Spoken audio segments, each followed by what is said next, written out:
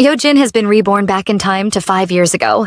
This time, she is determined to change her fate of dying at the hands of her scumbag husband. Because of this, she meets up with her brother-in-law secretly and makes him an offer he can't refuse. She has made up her mind to get her revenge against her ex-husband, even if it means getting married to his brother. On the day of her rebirth, Yojin is attending court sessions with her husband, Seo Ji-han. The two are about to get divorced. Although it was an arranged marriage, Yojin still feels sad about it. As she walks out of the courtroom, she stares at the man she was married to for 5 years. The man who destroyed her and took everything she had away from her. He deceived her into handing over her family's company, the W Group, and behind her back went ahead to sell the company. When she confronted Ji-han about it, he persuaded her to get a divorce, promising to give her some shares. Yojin thinks she should have known better. It was a political marriage, but she really fell in love with Ji-han. At the entrance of the courtroom, a pregnant woman runs up to Ji-han and clings to him. The two act intimate while Yojin watches. The lady complains about how long she was waiting. She sees Yojin and smugly greets her. She is Seo Ji-han's mistress, Chae Se-rin. But Yojin knows the girl won't be just a mistress anymore. Now that she is divorced from Ji-han and his mistress is pregnant, he will surely marry her. They prove her thoughts right as the cheating couple begin to talk about their baby and how soon they will get married. The mistress tries to provoke Yojin by telling her about their marriage plans. She even thanks Yojin for allowing her to meet Seo Ji-han and promises to live her life well. The two walk away, not caring about the heartbroken woman they leave behind. Yojin is angry as she wonders how the two can be so shameless. They even tell her to take care. She starts sobbing on the streets. Yojin is walking back home. She waits by the sidewalk. When the light turns green, she begins to cross the road. She is thinking of her marriage to Seo Ji-han. Throughout their marriage, all she did was wait for Ji-han back at home because he was the last family she had left. Suddenly, there is a loud noise that disturbs Yojin's thoughts. The loud sound shocks her. She looks in the direction of the noise and sees a large truck coming right at her. She is in fear when she notices this, but her fear turns to pain and anger when she sees the driver. That person is one of Ji-han's servants. The truck hits her, and as she lays dying, she wonders why Seo Ji-han had to go so far. She has no idea the cheating couple are at the scene, and Ji-han appears worried as he protects his mistress. The crowd gathers around as they try to help her. In the midst of this, Yojin lies in her blood as tears drop from her eyes, and all the sounds start to fade away. The next time Yojin opens her eyes, she is in a bridal room dressed in a white wedding gown with a photographer trying to get her pictures. She is confused as she wonders if she died or if she survived. The photographer interrupts her thinking, giving her directions on how to pose. Yojin is stunned and wonders what is happening now. She stands up suddenly and asks around for the date. The assistant assumes she is just a bit confused and tells her the date. She also mentions that it is Yojin's wedding day. Yojin is open-mouthed in shock because she can't believe it. This can't be possible since she got married 5 years ago. She runs out of the room, still in her wedding gown, ignoring the assistant's pleas to stop. Outside the hall, she stops to catch her breath. The elevator's door opens suddenly and a man steps out. Yojin stares in shock as Seo Ji-han walks up to her. He is dressed in a suit except there is a big lipstick mark on his collar. He asks why she is outside when she is supposed to be in the bride's dressing room. Yojin's focus is on the lipstick mark and she asks him where he went. He says he went to the car for a moment, but she points out the stain on his shirt. He lies and says he bumped into a woman in the elevator and therefore got stained. Yojin doesn't believe his lies. At that moment, someone steps out of the elevator. It is Chae Se-rin, Ji-han's mistress in her past life. Yojin stares at the red lipstick on the mistress's lips and then at the red stain on Ji-han's clothes. She seems to have discovered a huge secret. The mistress acts friendly with Yojin, praising her beauty. Yojin isn't happy but is heartbroken that the two have been together since the beginning. They even have the guts to do this at her wedding hall. Someone interrupts the awkward group. The two men are Ji-han's father and grandfather. They demand to know what is going on. Seo Ji-han apologizes and says he went outside, so Yojin must have been nervous and came to look for him.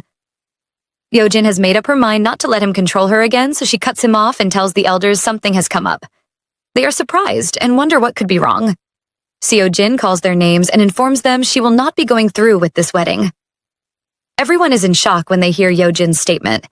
Seo Ji-han tries to question her, but our girl doesn't change her decision. She refuses to marry Ji-han. She runs away from them, leaving behind several surprised faces. Outside the hall, a crowd of reporters are waiting to see the newlywed couple. What they see instead is Yo-jin fleeing from her marriage. They are at first confused before they realize what is happening and quickly start to snap pictures. Yo-jin isn't concerned with this, as she still can't believe what is happening. She wonders if this is a dream. Did she really return to the day of her wedding? Her mind goes back to something that happened in her past life on this same day, and she panics. She is about to run off, but someone stops her. Seo Ji-han holds on to her, calling her disrespectful and demanding an explanation. He instead sees Yo-jin start crying loudly as she yells about visiting the hospital, leaving him confused. Yo-jin rushes to the hospital where she sees the legal advisor of her parents' company, Park Hyun-ik. He tells her he was just about to contact her and confirms her worst fears. Just like her past life, her grandfather has passed away. Yo-jin is in tears as she sees her father and mother on the hospital bed. She wonders why they couldn't be saved. The same thing happened on her wedding day in her past life. Her parents didn't contact her and were late for her wedding, so the ceremony was delayed for a long time. It was only later that she learned both her grandfather and parents had passed away. The same thing is happening in this life, and Yo-jin can't stop crying. It's a few days later and Yo-jin is dressed in mourning clothes. The news is filled with articles about her grandfather's death. The W Group is among the top 5 leading companies in the country. It was built by her grandfather, but now the public are wondering who the successor is going to be. They talk about the wedding and what will happen to the merger between the two families. Everything is the same as in Yo-jin's previous life. She remembers how alone she felt at this time, and that was when Seo Ji-han reached out to her and deceived her.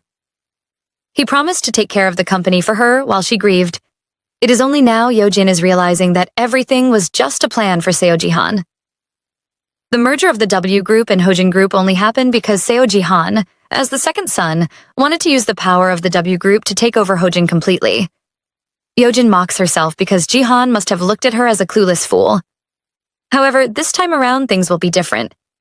She won't let him take it away again. In her last life, he got everything he wanted from both W Group and Hojin Group. In this life, she will make sure nothing goes his way. At the funeral hall, Yo-jin is busy handling guests.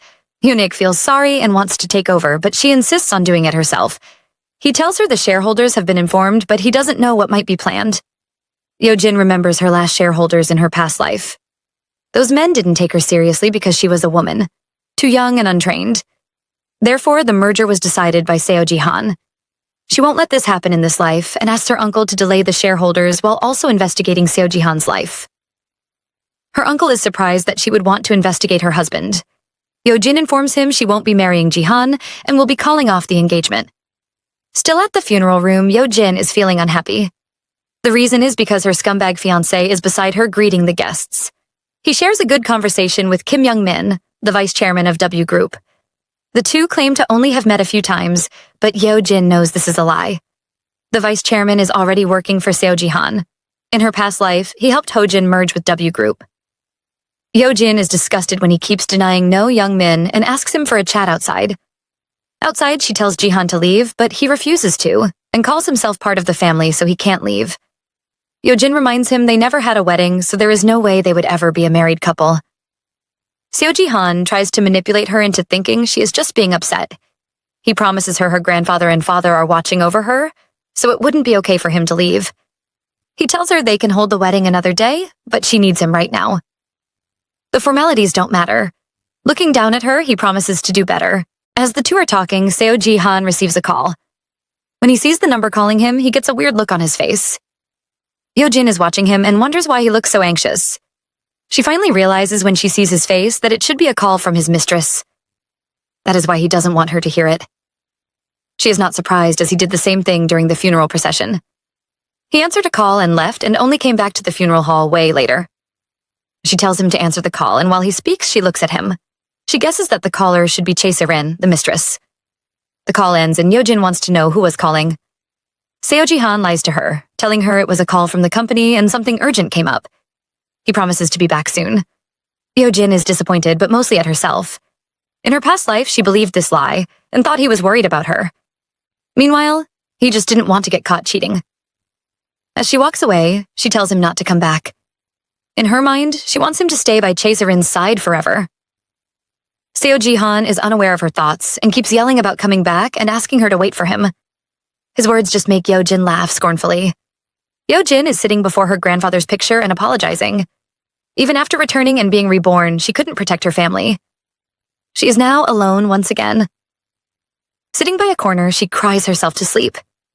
Unknown to her, someone approaches her at that moment. It seems to be a man, and he reaches out to touch her. Yo-jin is woken up by someone calling out to her. It is Hyun-ik who tells her to take a rest. As she stands up, she finds out something shocking. There is a man's suit over her body. She is surprised and asks Hyun-ik, who has no idea who it was. He thinks it might be her husband, but Yo-jin is sure it isn't. Jihan is somewhere cheating with Seo-rin right now, so it can't be him. Yo-jin is still puzzled about the jacket. It was the same in her previous life, and she never got to find out who the jacket belonged to. She touches something and pulls it out and is stunned. It is a passport with a name written on it. Seo Jae-ha from Hojin Group. Yo-jin is in great shock when she sees this name. Why is it Seo Jae-ha? Downstairs, a man is walking out of the building. It is very obvious that his suit jacket is missing. Of course it is because his jacket is with Yo-jin right now. Seo Jae-ha is about to open his car door when he realizes he left his passport inside the suit. Upstairs, Yo-jin wonders when Jae-ha came back to Korea. She remembers him being sent to the US on assignment. A part of her wonders if he feels bad for his former fiancé. That's right. Seo Jae-ha could have been her fiancé, the man she would get married to. He is the eldest son and heir of the Hojin Group, and she, the eldest daughter of the W Group. Their marriage was arranged when Yo-jin was born. At that time, Jae-ha was still the heir. Yo-jin never thought she would marry Seo Ji-han, but she did because Jae-ha didn't want to marry her. Despite his grandfather's threats of taking away the successor position if he didn't marry her, Seo Jae-ha still refused. He gave up his position as heir and left for the US. However, Yo-jin knows from the memories of her past life that Jae-ha would make a name for himself. He took control of H Media Holdings, which has the largest stake in KBC Broadcasting, and would grow the company into something so big and able to devour Hojin. Yo-jin wonders why she forgot about this man. Grabbing the passport, she hurries downstairs, ignoring the people calling out to her. Her only thought is to find Jae-ha. He might not have left yet and should still be around the hospital. After running around, she can't seem to find him and is disappointed. Just as she is wondering if he has left, she smells a familiar citrus scent. Turning around, she sees the man she has been looking for. Jae-ha walks up to her and greets her with a smile. "It's been a while, Yoon Yo-jin," he says. Our female lead stares in silence at the man in front of her. It is totally not because of how handsome he is, though. When she regains her ability to talk, she asks him when he returned to the country. He tells her he arrived yesterday. She wants to know why he would drop by without a word to her. Suddenly, he leans down to look at her at eye level. He explains he didn't want anyone knowing, and if not for him forgetting his passport, she also would have had no idea he came by. He takes the passport from her while Yo-jin struggles to breathe. When he notices how silent she is, he asks if she is all right. He sees how exhausted she looks. Those simple words of concern are too much for Yo-jin, and her face turns red. She hides her face from him so he won't see her crying. She doesn't want to cry and quickly controls herself. Jae-ha has received his passport and is about to leave.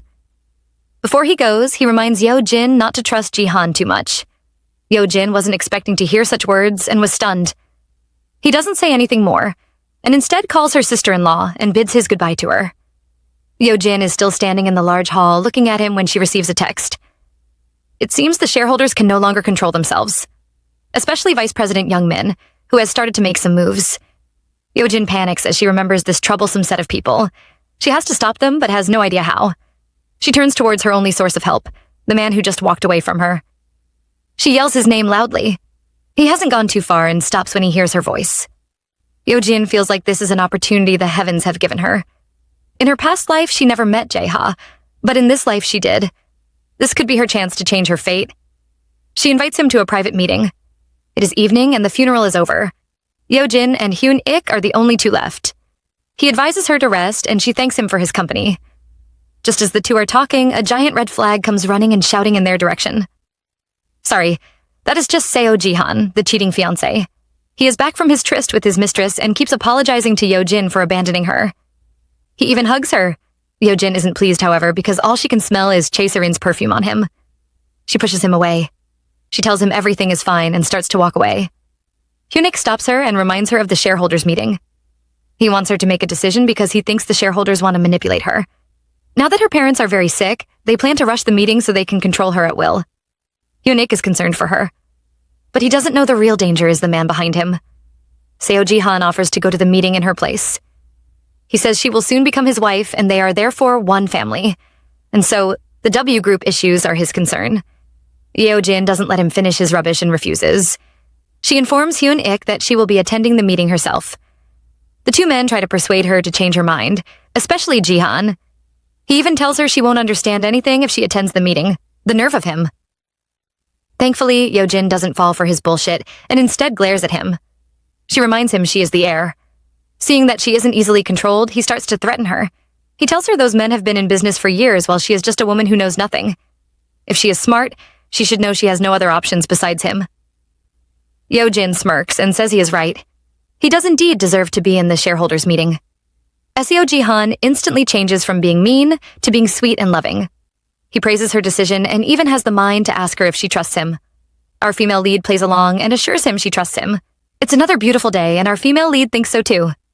She is out shopping with no idea her morning is about to be ruined. She is dressed fashionably and is ready to visit her favorite store. The manager welcomes her happily and asks why she is here. Of course, Yeo-jin can't say the reason she came here was because she went to her newlywed's house, and all the clothes Seo Ji-han bought for her disgusted her, right? She just laughs awkwardly. The manager mentions something about an announcer. This is where we are introduced to Yeo-jin's former job as an anchor. This was the brand she used to wear during those days. She informs the manager she hasn't decided on anything yet. The manager is disappointed because she thought Yeo-jin was going back to work. She urges her to return to working so she can wear their brand clothes everywhere. The two women laugh and are having a fun time. That is until the manager informs her the KBC weathercaster is around. She thinks the two might know each other. Yeo-jin is a bit confused about who that could be. She steps into the dressing room and there is a woman seated there looking through a magazine. Yeo-jin's eyes widen in shock and anger as she recognizes the woman there.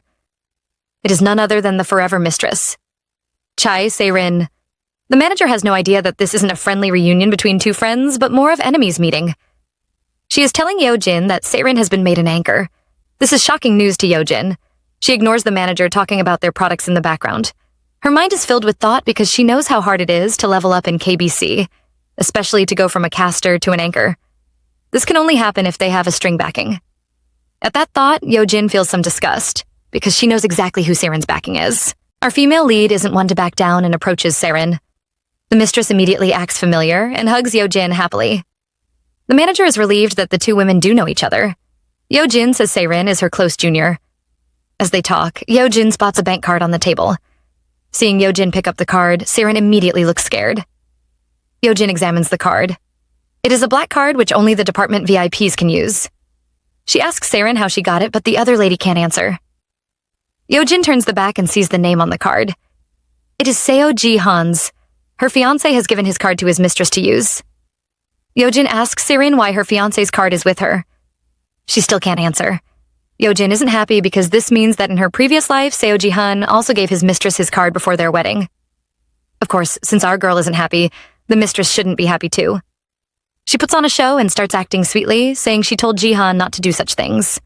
According to her, Seo Ji-han asked if she needed anything, but since she refused, he went ahead to ask a junior for help. She looks at Se-rin as she asks if Ji-han plans on gifting her clothes this time. The mistress's face is red as she looks super angry. Yeo-jin isn't concerned as she goes ahead to insult the dresses, saying she doesn't like such flashy patterns. She tells Se-rin she might have gotten confused and asks the manager to refund all the dresses already picked. Both the manager and Se-rin begin to panic, but there is nothing they can do. Yeo-jin wants to know if Se-rin is okay with her decision because she plans to pick her own clothes. Of course, Se-rin can't say anything because she is just a mistress, so she agrees with what Yeo-jin says.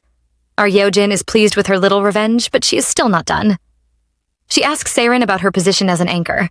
Se-rin panics, wondering how Yeo-jin knew about it. Our girl tells her there is nothing she doesn't know. She knows Se-rin is someone who doesn't even know what to say and what not to say.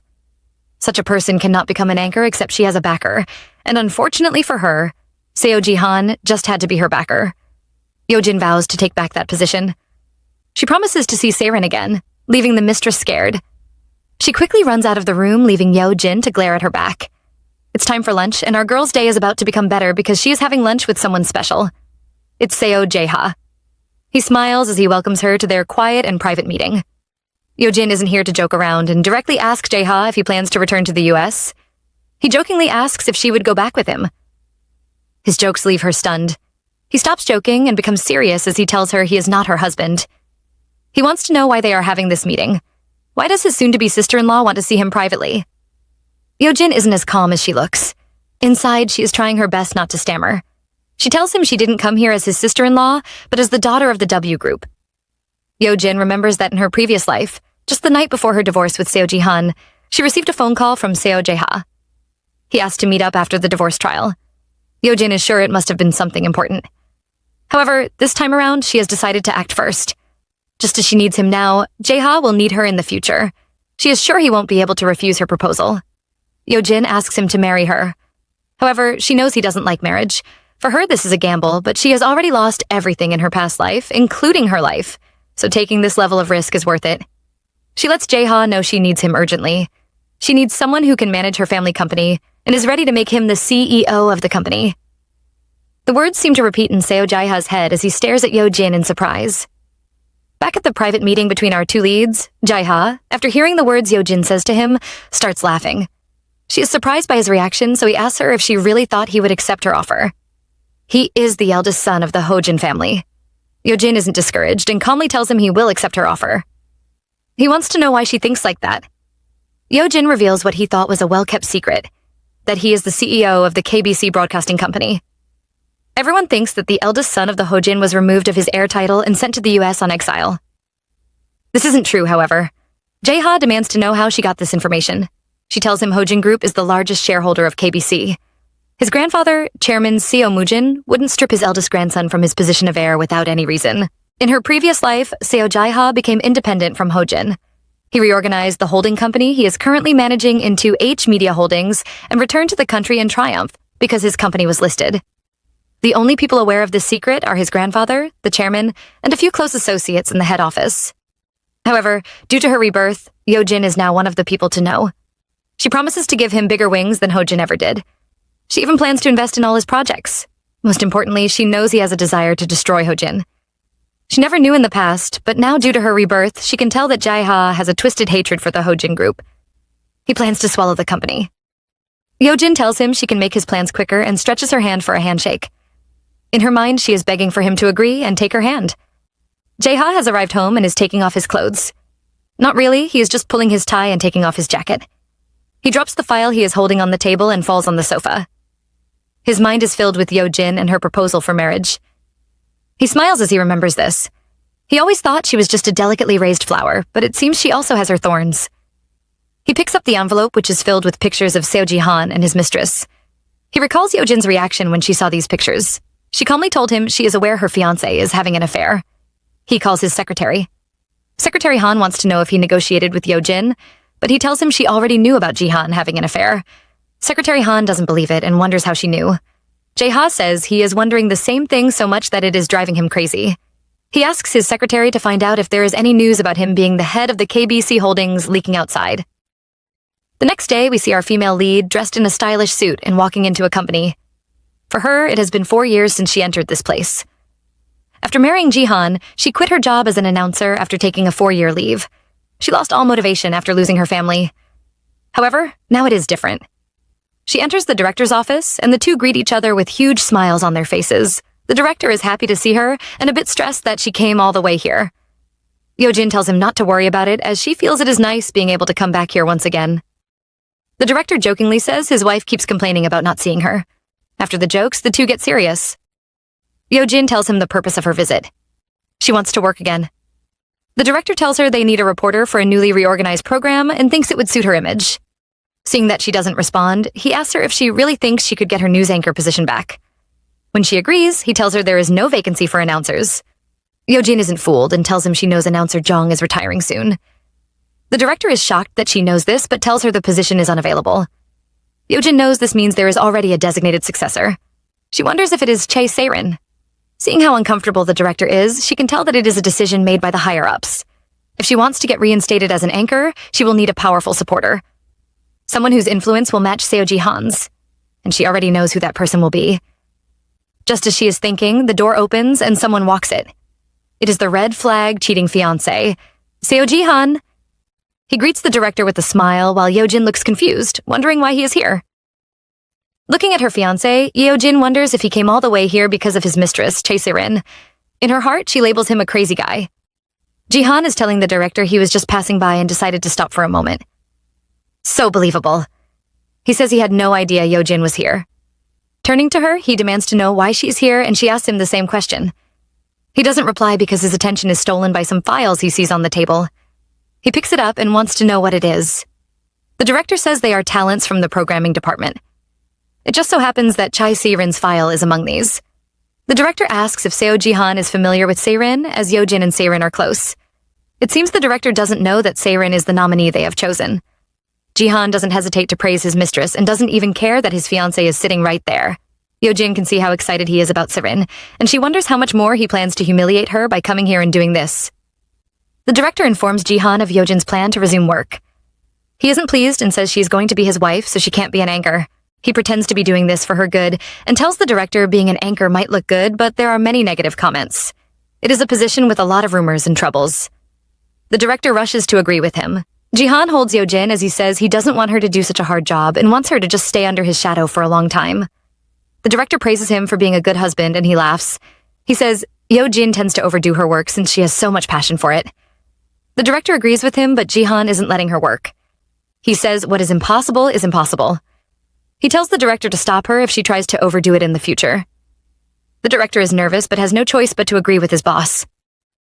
Yeojin angrily walks out of the building. Behind her, Seo Jihan asks if she has something to say to him, but she says no. He suddenly drags her back and tells her she should have something to say. She tells him they should talk inside as people are watching. Inside the car, he questions her about her decision to return to work. She says she wants to, and he asks why, since she already quit. Yeojin recalls that she only quit because both families wanted her to focus on supporting him, and so she decided to take an early leave. She mocks herself for being so foolish. She answers Jihan and tells him she changed her mind. He starts yelling at her, asking why she didn't inform him first, and also why would she decide to attend the shareholders meeting. He says she has been acting strange, like a different person all of a sudden. She cuts him off and tells him she will handle herself tomorrow. He tells her this isn't possible, as she is now the face of Hojin. Her phone rings. It is lawyer Park Hyun-ik, but she refuses to answer because Jihan is there. He accuses her of being in frequent contact with Hyun-ik lately. She reminds him that he is the legal advisor of W Group. She wants to know if he is done so she can leave. He tells her to wait and grabs her hand, slipping a ring onto her fingers.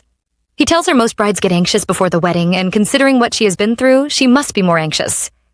He kisses her hands as he says he is just worried she would get hurt. Pulling her closer, he tells her she doesn't have to do anything and she should just lean on him and rest. Back at her apartment, Yeojin is staring at the ring on her finger. She can't help but admit that Jihan is really sweet and wonders if that was why she was deceived in her past life. All his words were meant to just bring her down and take everything away from her. And yet, she was foolishly comforted. This time, she wouldn't let things go the way he wants. With that, she takes off the ring and sends a message to Seo Jae-ha asking them to meet. He replies immediately, asking if it is now, and she answers yes. She wants them to meet today. Our two leads are meeting for dinner at a restaurant. The waiter offers to pour a drink for Seo Jae-ha, but he refuses. Yeojin is curious as to why he doesn't want to drink, and he tells her he needs to be able to watch over her since it is night. He can't leave her alone. Yeojin blushes a little from his words. After they are served, she tells him she had already started drinking alone. She talks to him about her day and about not getting the position she wanted to get back. According to them, the position is already decided. Jae-ha asks if she is trying to get reinstated. She is surprised by how he knew. She sees his face change and looks back to see Seo Jihan and his mistress in the same restaurant. The two are holding hands boldly. Serin is almost about to melt into Jihan, but he notices Yeojin and quickly pushes her away. Seeing the two of them together, Yeojin wants to see what Jihan would do, even if it is an excuse or an explanation. She asks him why the two of them are here together, and he says they came to talk over a drink. He tries to change the topic and asks why she is here with his brother, and she simply says they are here for the same reason. She didn't know about their affair in her past life, but in this life, she's not going to ignore it. Since the two couples' reserved seats are close to each other, they decide to sit together for a meal. And so Yeojin and Jae-ha sit on one side while Jihan and his mistress sit at the other end. Yeojin sees the dress Serin is wearing is the same dress she returned to the shop, and she calls her out on it. Jihan doesn't understand and wants to know what they are talking about. She tells him he must owe Serin a lot considering he gave her his card. He laughs and says it is a misunderstanding. He gave Saren the card so she could buy a gift for Yeojin, and because he was grateful, also get something for herself. He says because Saren worked so hard for the gift, he decided to meet up and thank her. Yeojin smiles and tells them she is looking forward to seeing what gift her fiancé and close junior would get for her. She informs them that she plans to return to broadcasting. Jihan immediately gets angry and asks if that wasn't already settled. She tells him she spoke to the director's wife who would help her out. She plans to create an opportunity to return as the anchor of the news at 9. Jihan angrily calls her name. The mistress stands up and says she wants to use the bathroom. As she walks over, she deliberately uses her hand to knock down the glass of wine in front of Yeojin, spilling it in her dress. She tries to act sorry, but we can tell it was done on purpose. Inside the restroom, Yeojin is trying to get the stain off, but it is impossible. The door opens then, and Saren walks in smugly. She mocks Yeojin for her image being shattered. Glaring at her, Yeojin asks if it was on purpose. Saren laughs and says even if she denies it, Yeojin wouldn't believe her. However, her main goal is to tell Yeojin to stay away from broadcasting. The next anchor has already been decided, and that is her. There are no more open spots. Yeojin looks at the disgusting pretender. She has a strong backing, which is Hojin Group, however, Yeojin wouldn't just give up. She tells Saren a candidate is still going to be a candidate. She believes that even if Saren is Jihan's beloved girlfriend, he still has to follow the decision of his fiancé. Saren laughs and says she shouldn't waste her efforts. Yeojin tells her there is nothing like wasted efforts for a simple reinstatement. Walking out of the restroom, Yeojin is uncomfortable with everyone staring at her. She feels self-conscious and plans to leave. Suddenly, Jae-ha gets up with his jacket in hand. He helps her cover up and asks her to wait in his room. His words leave her confused as she wonders what he wants to do. Seeing the nervous look on her face, Jae-ha is aware she has misunderstood. He explains that he wants to get her some news clothes so she shouldn't overthink. He just happens to be staying in this same hotel. He asks if she is all right with it. Yeojin is impressed with how clever Jae-ha is. With that, the two walk away, ignoring the angry Jihan who stands up like he is about to do something. Once they get somewhere private, Yeojin wants him to let go of her so she can leave. He tells her to stop talking and stay still. He asks her if she knows how she looks right now. He points out a man sitting in the lobby with a tablet. Turns out the man is a well-known journalist in reporting business scandals. He warns Yeojin to listen to him if she doesn't want her revenge to end today. He hands her his room card as he promises to give her his answer to the proposal she made to him previously. He tells her if she is bothered, she should at least wear his clothes. While she is upstairs, Seo Jae-ha goes out to see the cheating couple leaving in their car. He goes back up, and when he opens the door, he sees the most beautiful sight. Yeojin is walking around in his shirt. The two of them stand in shocked silence for a minute before Yeojin starts feeling embarrassed. Her face is red when Jae-ha tells her he didn't expect to be welcomed like this. She tries to explain that she sent her blouse for dry cleaning. The front desk offered to do it, and since he said she could borrow his clothes, she decided to take a shirt. Looking at the woman that keeps moving backwards like a snail, he tells her she is only making it more visible. He assures her his assistant would bring over some clothes for her so she can take off his shirt. He also warns her to stay here for now since Seo Jihan is still waiting outside. He must be insanely curious about what they are doing. Jae-ha naughtily suggests they should leave something for the poor man's imagination. Our two leads are having a peaceful time. Well, only Jae-ha is. While he is reading his book, Yeojin is having a mental breakdown. Her mind is still stuck on the time when he walked in on her wearing his shirt. Grabbing her hair and shaking her head, she is so embarrassed. However, apart from changing clothes, she also came here to hear his answer to her proposal. Looking at the man peacefully reading his book, she makes up her mind to find someone else if he doesn't agree. He suddenly asks if she is serious, which leaves Yeojin a bit confused. He wants to know if she really wants revenge, which she says she does. He tells her he will take the position of CEO of the W Group. He still doesn't fully trust her, but her offer is too tempting to refuse. He reminds her she promised to make his plan happen quicker, and she repeats that promise. She is confident she can help him speed up his plan. He asks her to keep her promise to bring down the Hojin Group. Yeojin is happy to do so. A revenge against Hojin Group is also her revenge. Outside the hotel, Yeojin thanks Jae-ha once again. She watches him leave and is about to head home when a raging bull grabs her hand. Oh, it's Seo Jihan, and he is demanding to know what she is doing with his brother so late at night. Yeojin pushes him away and tells him she should be the one angry and he has no right to act like this. He saw everything. The reason why she went to Jae-ha's room was because Saren spilled wine on her. She changes the topic back to him and wants to know, because anyone would think he is Saren's fiancé and not hers. Jihan feels a bit guilty and yells about how weird it is. He wants them to find somewhere private to talk about it. Yeojin refuses and wants to discuss it right there. She is too tired and doesn't want to go home and argue with him again. Jihan complains about how she has changed in an instant. He doesn't like that she has become fierce and stubborn suddenly. She has even started to raise her voice at him. Yeojin can't deal with his childishness and sighs. He tells her not to let today repeat itself and to stop hanging out with his brother. Yeojin demands to know if he is investigating her, and he retorts that she has met up with his brother before. He doesn't know what his brother has been telling her, but warns her. Jae-ha is just like a fleeting cloud. Yeojin finds it funny because he thinks she changed because of Jae-ha, but meanwhile she changed because she died and came back to life again.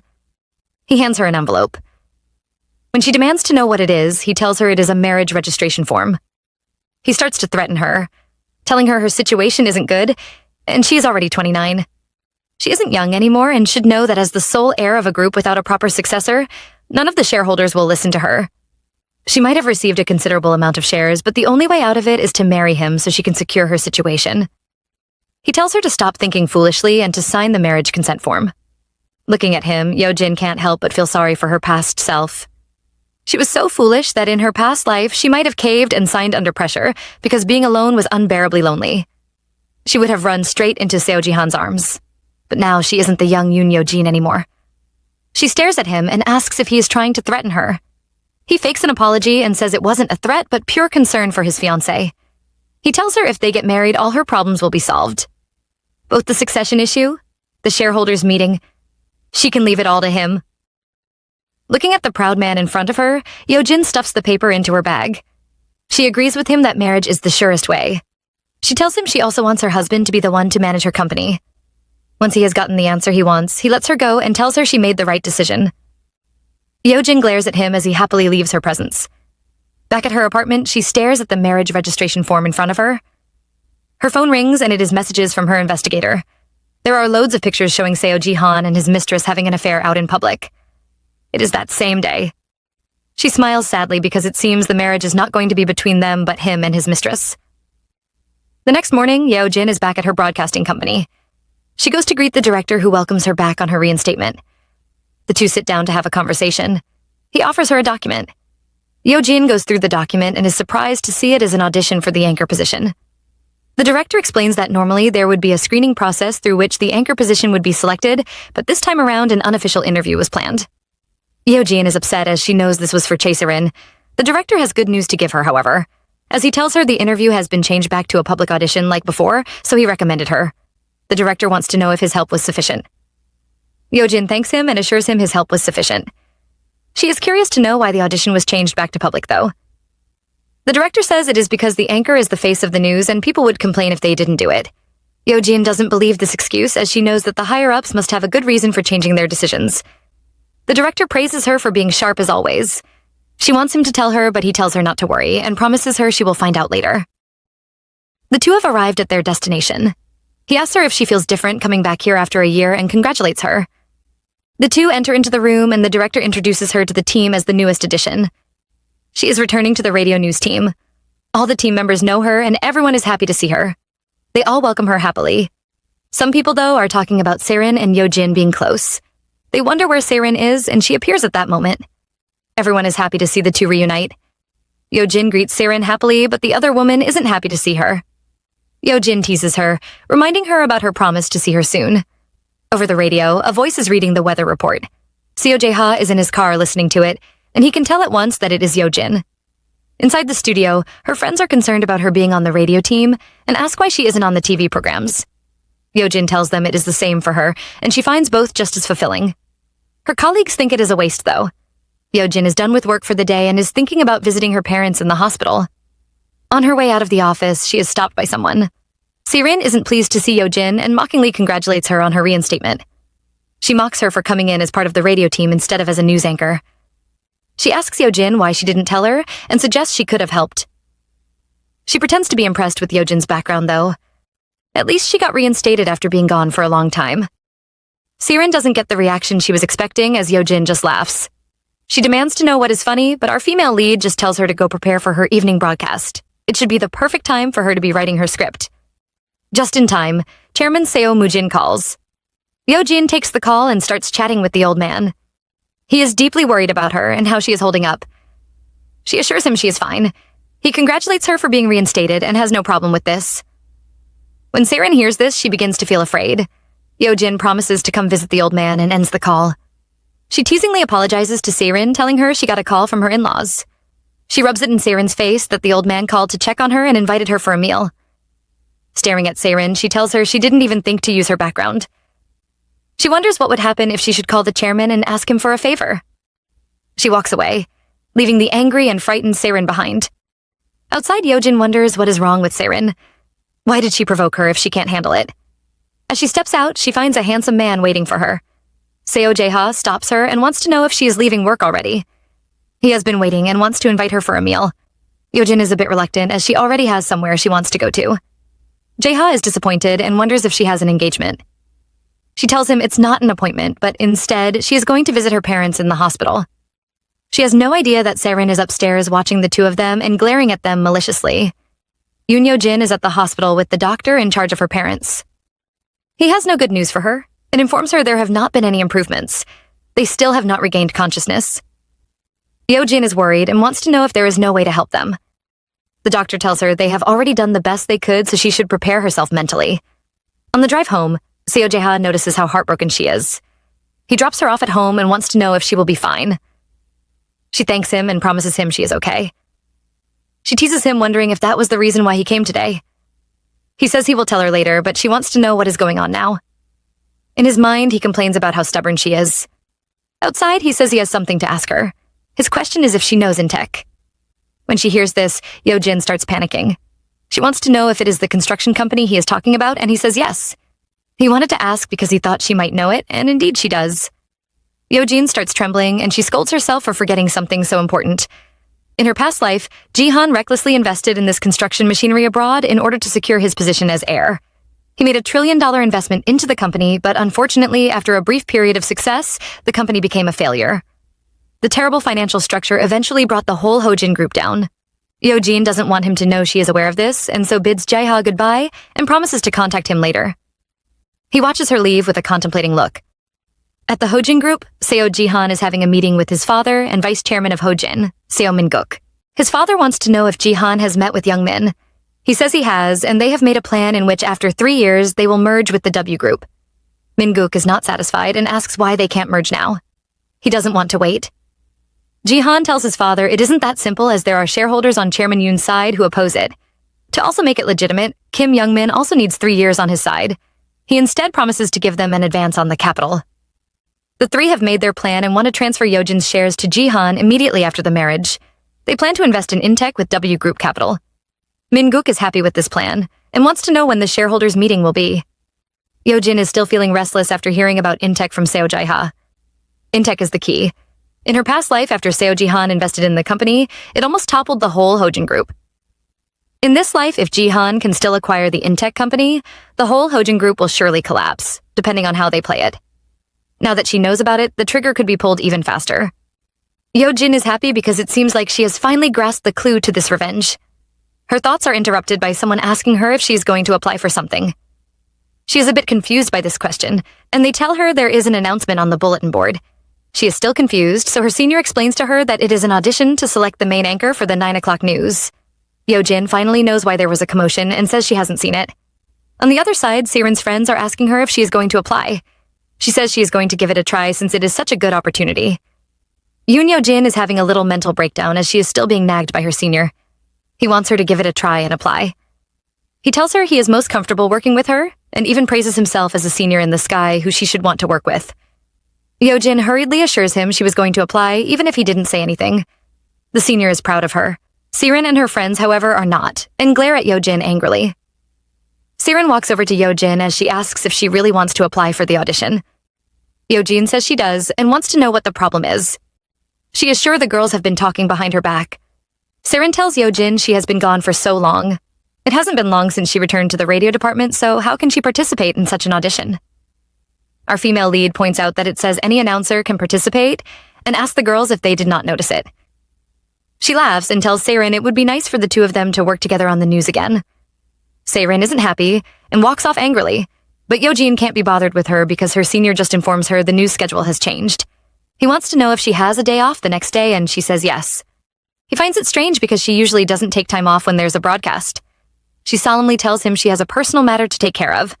At night, Yeojin is at her apartment. She's on the phone with Jae-ha and the two are discussing. They are planning their next steps. He has sent her some files which she has downloaded. He begins to explain what is written in it in a way that Yeojin can understand. Just as he is about to explain the reason why Jihan wants to invest in Intech, there is a loud knock on her door. Yeojin tells him to hold on as she goes to answer the door. Through the intercom, she sees a figure she has no interest in seeing. Seo Jihan is standing outside her door. Yeojin has just heard a loud knock on her door. She checks the intercom and sees it is Seo Jihan. She opens the door to see him standing outside with some strange men. They are all carrying large boxes. Surprised at the scene, she asks him what he is doing here. She is not pleased he showed up unannounced. He doesn't answer her but brings the men inside and they start running around. He tells Yeojin he has come to move his things over. It is time for them to start living together. Our heroine doesn't seem to be happy to hear this. She looks even more angry when she remembers he came over in the middle of the night without informing her first. He is unrepentant and asks if she likes the place. He keeps talking about the house and says likes what he sees. Of course he would, Yeojin thinks. She put all her time into decorating the house, but he never bothered to come once. He must have been busy playing house with Chae-serin. She coldly tells him he asks too many questions. He informs her they would start living together from next week once the shareholders' meeting is over. This makes Yeojin really surprised. It seems he really is serious about moving in. He even brought all his stuff. After moving his things over, Jihan isn't ready to leave. He didn't come there only to move his things over. He first apologizes to Yeojin for disturbing her, then questions her about the rumors of her meeting with his brother again. He was told that they left together. Yeojin asks how he knows, and he says there are a lot of people watching her.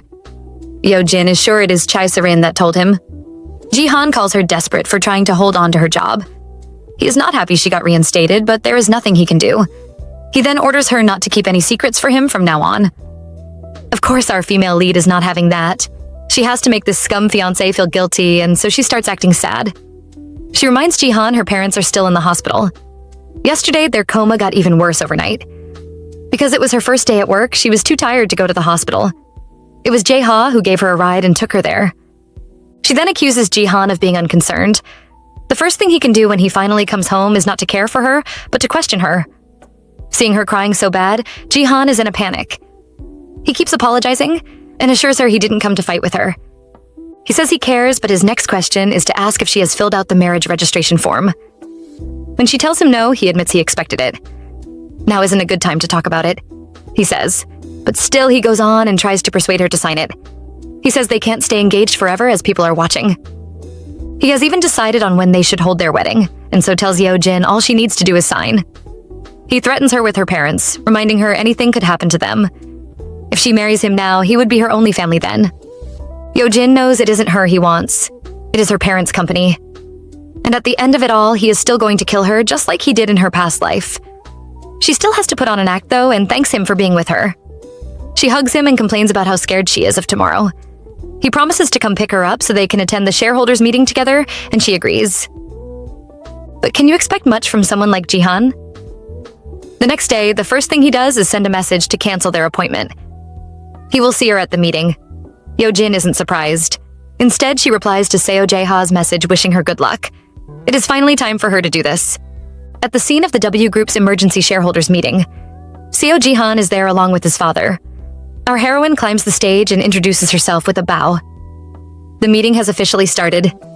She addresses the crowd and tells them she knows they have many doubts and questions for her. Just like they thought, she is indeed the largest shareholder of the group. She knows there are rumors saying she can't manage the group because she is just a news anchor and has no business experience. She announces then that the W Group will be managed by a professional business executive and she will not be involved in it. When everyone hears this, they start talking. They are so sure the executive must be Seo Jihan, her future husband. Everyone already expects the two groups to merge. They take the chance to ridicule Yeojin for just being a news anchor. Seo Jihan is feeling pleased. It seems everything is going according to his plan. On stage, Yeojin is ready to introduce the new executive. He is someone they are all familiar with and is from the Hojin group. Jihan foolishly stands up. Just before he can step forward, the door to the meeting room suddenly opens. A man appears just as Yeojin is talking. It is Seo Jae-ha. Jihan is annoyed to see his brother here and glares at him. Before he can do anything, Yeojin announces the name of the new executive, Seo Jae-ha. While our two main leads share a smile, the whole place goes silent. Everyone is in shock. Jae-ha goes forward and introduces himself. Yeojin isn't done with her announcement as she uses this opportunity to reveal one more shocking news. As a major shareholder of W Group, she is officially calling off her engagement with Seo Jihan. Jihan cannot believe it. He gets up and yells at Yeojin. He's angry and trembling, but Yeojin doesn't stop. From now on, she says the W Group will have nothing to do with the Hojin Group. No investment, no mergers, nothing. She tells the shareholders to see her vision and cast their votes wisely. Yeojin's decision makes some people very angry, like Seo Jihan.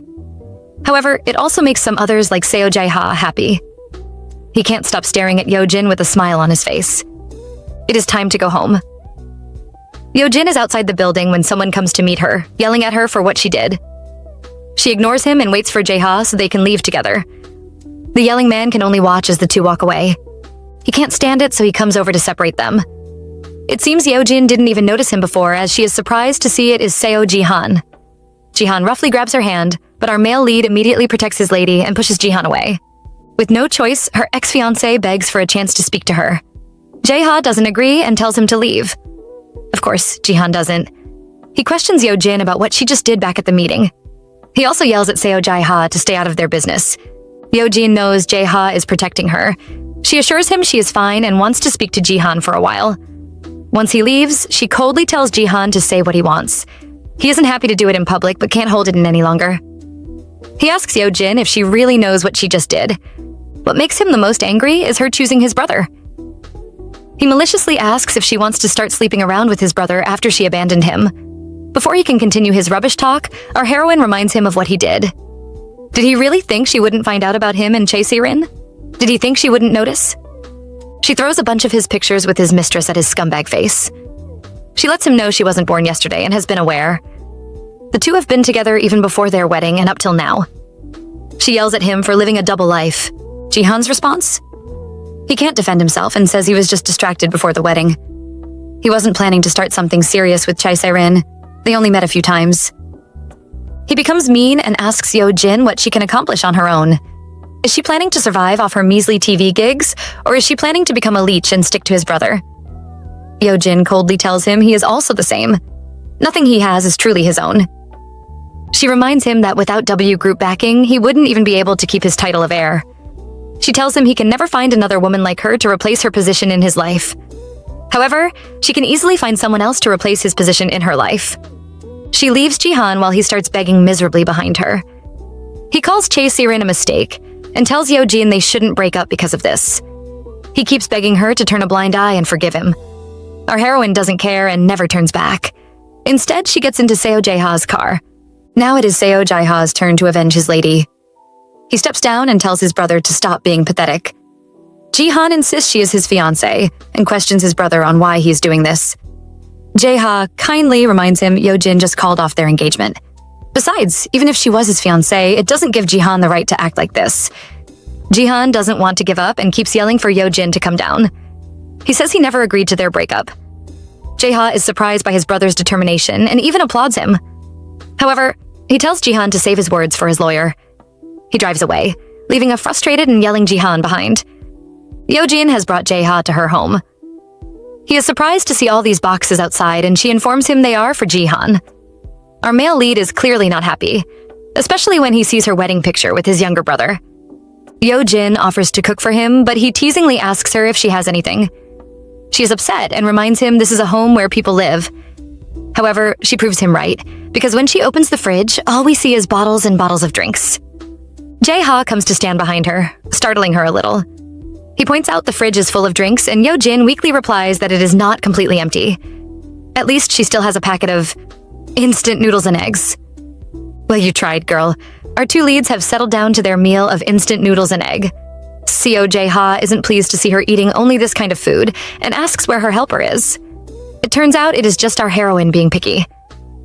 She doesn't like food prepared by others, but the helper only comes occasionally. It is also awkward to cook for herself when she is living alone. Seo Jae-ha doesn't say anything else and changes the topic to the shareholders' meeting today. He tells her he was very surprised because he didn't expect her to have prepared so well. She laughs and tells him she will take that as a compliment. Staring at her, our male lead asks if she can really trust him. What if he doesn't manage to pull it off? She tells him she doesn't care about trust or doubt. She has no other options but him. This revenge means everything to her and she must succeed in it. So Jae-ha will have to prove himself too. Jae-ha is touched and promises her he will succeed. Over at Chae Si-rin's side, someone seems to be knocking at her door. She complains, wondering who would come over this late. She opens the door and sees it is Seo Ji-han. It is clear, however, that he is very drunk. Si-rin doesn't care as she is just happy to see him. She whines, asking why he hasn't been answering her calls today. Ji-han doesn't answer but just sits down and sighs. Si-rin is a bit nervous seeing him like this. He smells so strongly of alcohol. She asks what made him drink so much. He covers his face and insists he only drank a little bit. Si-rin reminds him of his promise to drink together with her if he is feeling upset. He explains to her it is because of Yo-jin. Si-rin wants to know why, and he says Yo-jin already knows about them. Si-rin pretends to be nervous and asks how she found out. In her mind, though, she feels Yo-jin would be foolish not to notice. An upset Jae-ha says she saw them spending time together and noticed Si-rin using his card. Si-rin is very happy Yo-jin has found out. She laughs even as she says she tried to hide it. Ji-han continues talking about Yo-jin, saying she appointed Seo Jae-ha as the professional manager. Si-rin is sick of him talking about Yo-jin. The woman is so annoying. Of course she doesn't say that, but instead asks if Jae-ha is his brother. Ji-han says he is. He is the oldest son of the Hojin group and his half-brother. Si-rin wants to know what they should do now.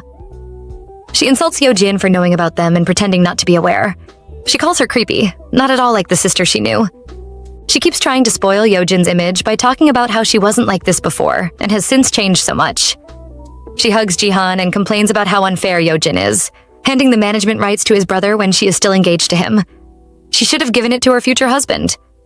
Ji-han reveals that their engagement ended today. Yo-jin called it off. At this moment, Si-rin is just short of getting up and dancing. She pretends to be sad and asks what they should do, but really she is so happy and thrilled she could dance. Knowing he can't see her, she twists around and smiles in excitement. With Yo-jin gone now, it won't be a hopeless dream for her to become the mistress of Hojin Group. She calms herself down and tells him about Yo-jin's plan to participate in the anchor's audition. That was why she was calling him before. But seeing him now, she feels sad for him. She hugs him because it must have been hard for him. Yes, girl, it must have been really hard for a cheater to get caught. Ji-han isn't concerned about her comfort. He stands suddenly, asking if Yo-jin really applied for the open audition. Si-rin confirms she did. She even handed in her application form. Ji-han stares down at her and suddenly offers her a proposal. If he sets the stage for her, is she confident she can beat Yo-jin and become the anchor? Si-rin smiles and confidently says she can. She makes a vow to herself. In this life, everything Yo-jin has, she will take away and make it hers. Yo-jin has no idea of the devious plan the petty man and his mistress are making. She is in her parents' VIP suite at the hospital. The doctor tells her there is no other option for her parents except to perform surgery on them. And even that has a low chance of success. Yo-jin is a bit reluctant and asks him to keep searching for other ways. The doctor promises to do his best and she thanks him. Alone with her parents, Yo-jin can finally speak her mind. She begs them to wake up and not to leave her like this. She tells them about the shareholders' meeting she had and how Ji-han and Young Min were well prepared. Even though she managed to handle it well, she is still worried. Will she really be able to protect W Group?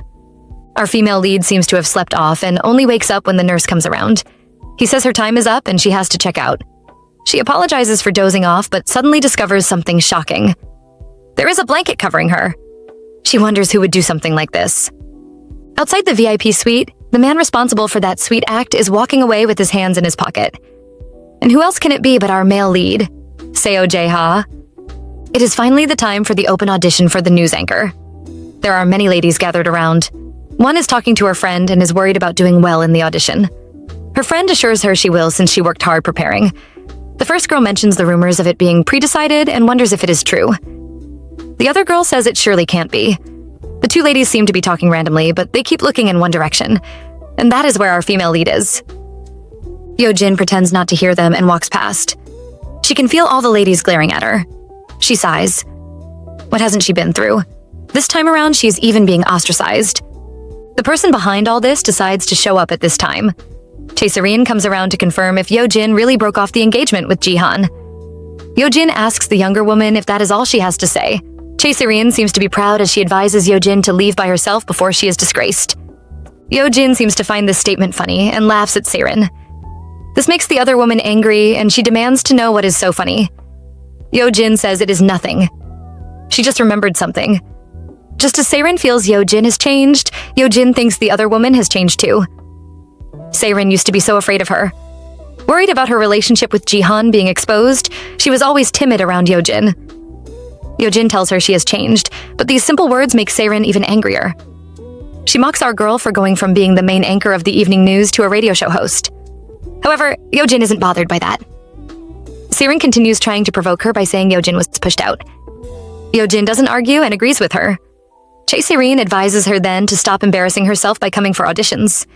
She calls it pitiful to watch and wants to know why Yo-Jin is still bothering to work. She should just stay at home and inherit her parents' wealth. Yo-Jin calls her actions childish. She wants to know if that is why Serin decided to ostracize her with her little group. Is this her little way of forcing Yo-Jin to go back home? Serin denies ever ostracizing her and asks her to bring proof. Yo-Jin wonders what Chae-Serin did over the weekend, because now the way all the colleagues look at her after the shareholders meeting is unsettling. Just as she is thinking this, she hears two ladies gossiping behind her back. They call her ruthless and look down on her. They talk about the rumors which say she was the one that planned her parents' accident just so she could take over the W group. Someone tries to defend her as they don't believe she can do that. The other person insists it is true. Even her going to visit her parents is just a show. She is just a third-generation heir who tried to kill her parents just so she could get her inheritance. Hearing this makes Yo-Jin so mad. She wonders how Serin could stoop so low as to spread such a baseless rumor. Suddenly, a strange man approaches our female lead. He seems to be a staff member for the audition set man and says he has been looking for Yo-Jin. He asks why she hasn't been answering her phone. She checks her pockets but can't find it. She explains that she must have left it behind. She wants to know what is going on. The man says the director wants to see her. He wants her to come down to the basement set 2 for a moment. Yo-Jin is surprised he is asking her to come now. The audition is about to start. Why is the director asking her to come to the set and not even to his office? The man tells her it was someone that gave him the message too. The only thing the person said is that it is urgent. Yo-Jin is confused because she knows the set 2 is only used for small production dramas. She tries to call the director to confirm, but her phone is missing. The man tells her the director is not picking up. With no choice, Yo-Jin thanks the staff member and leaves. When she gets there, the place is still intact. None of the props used for drama have been cleared. Suddenly, the door opens up and someone enters the room. Our girl is nervous, but when she looks up to see who it is just Seo Jae-ha. He is surprised to see her. She is even more shocked to see him. She asks why he is here. How did he even get in? He explains he had business to do with the boss. Yo-Jin remembers that he also works in Hojin. He was the one who handled the KBC studio move last time. It is his turn to ask why she is down here. She tells him it was the staff that directed her here. She followed their direction, but it seems this is not the set for the audition. Jae-ha finds the situation strange. She asks why he is here if he came to meet the boss. He boldly says he got bored, so he ran away. Yo-Jin is surprised he can do that. He tells her he just told them he had an urgent call and then slipped away. For a moment, he pities his poor secretary, who would probably have to endure everything on his behalf, but oh well. He narrows his eyes when he hears Yo-Jin laughing. She finds him very ridiculous and tells him so. He lets her enjoy herself and laugh at him. He suggests they leave since it doesn't seem like the director would be coming anytime soon. Yo-Jin agrees with him, thinking it might have been some kind of misunderstanding. Suddenly, they hear a click. Someone is in the room with them. Yo-Jin is startled and rushes forward to see who it is. Seo Jae-ha notices the lights and reminds her of it. He tries to stop her. He isn't fast enough as the stage lights come on. Yo-Jin is standing right in the middle of the three of them. Yo-Jin stands there shocked. She can't hear Seo Jae-ha calling out to her. All her thoughts are filled with the scene of her death in her previous life. She remembers the truck with its headlights pointed on her face. The scene still causes her trauma and she is unable to control herself.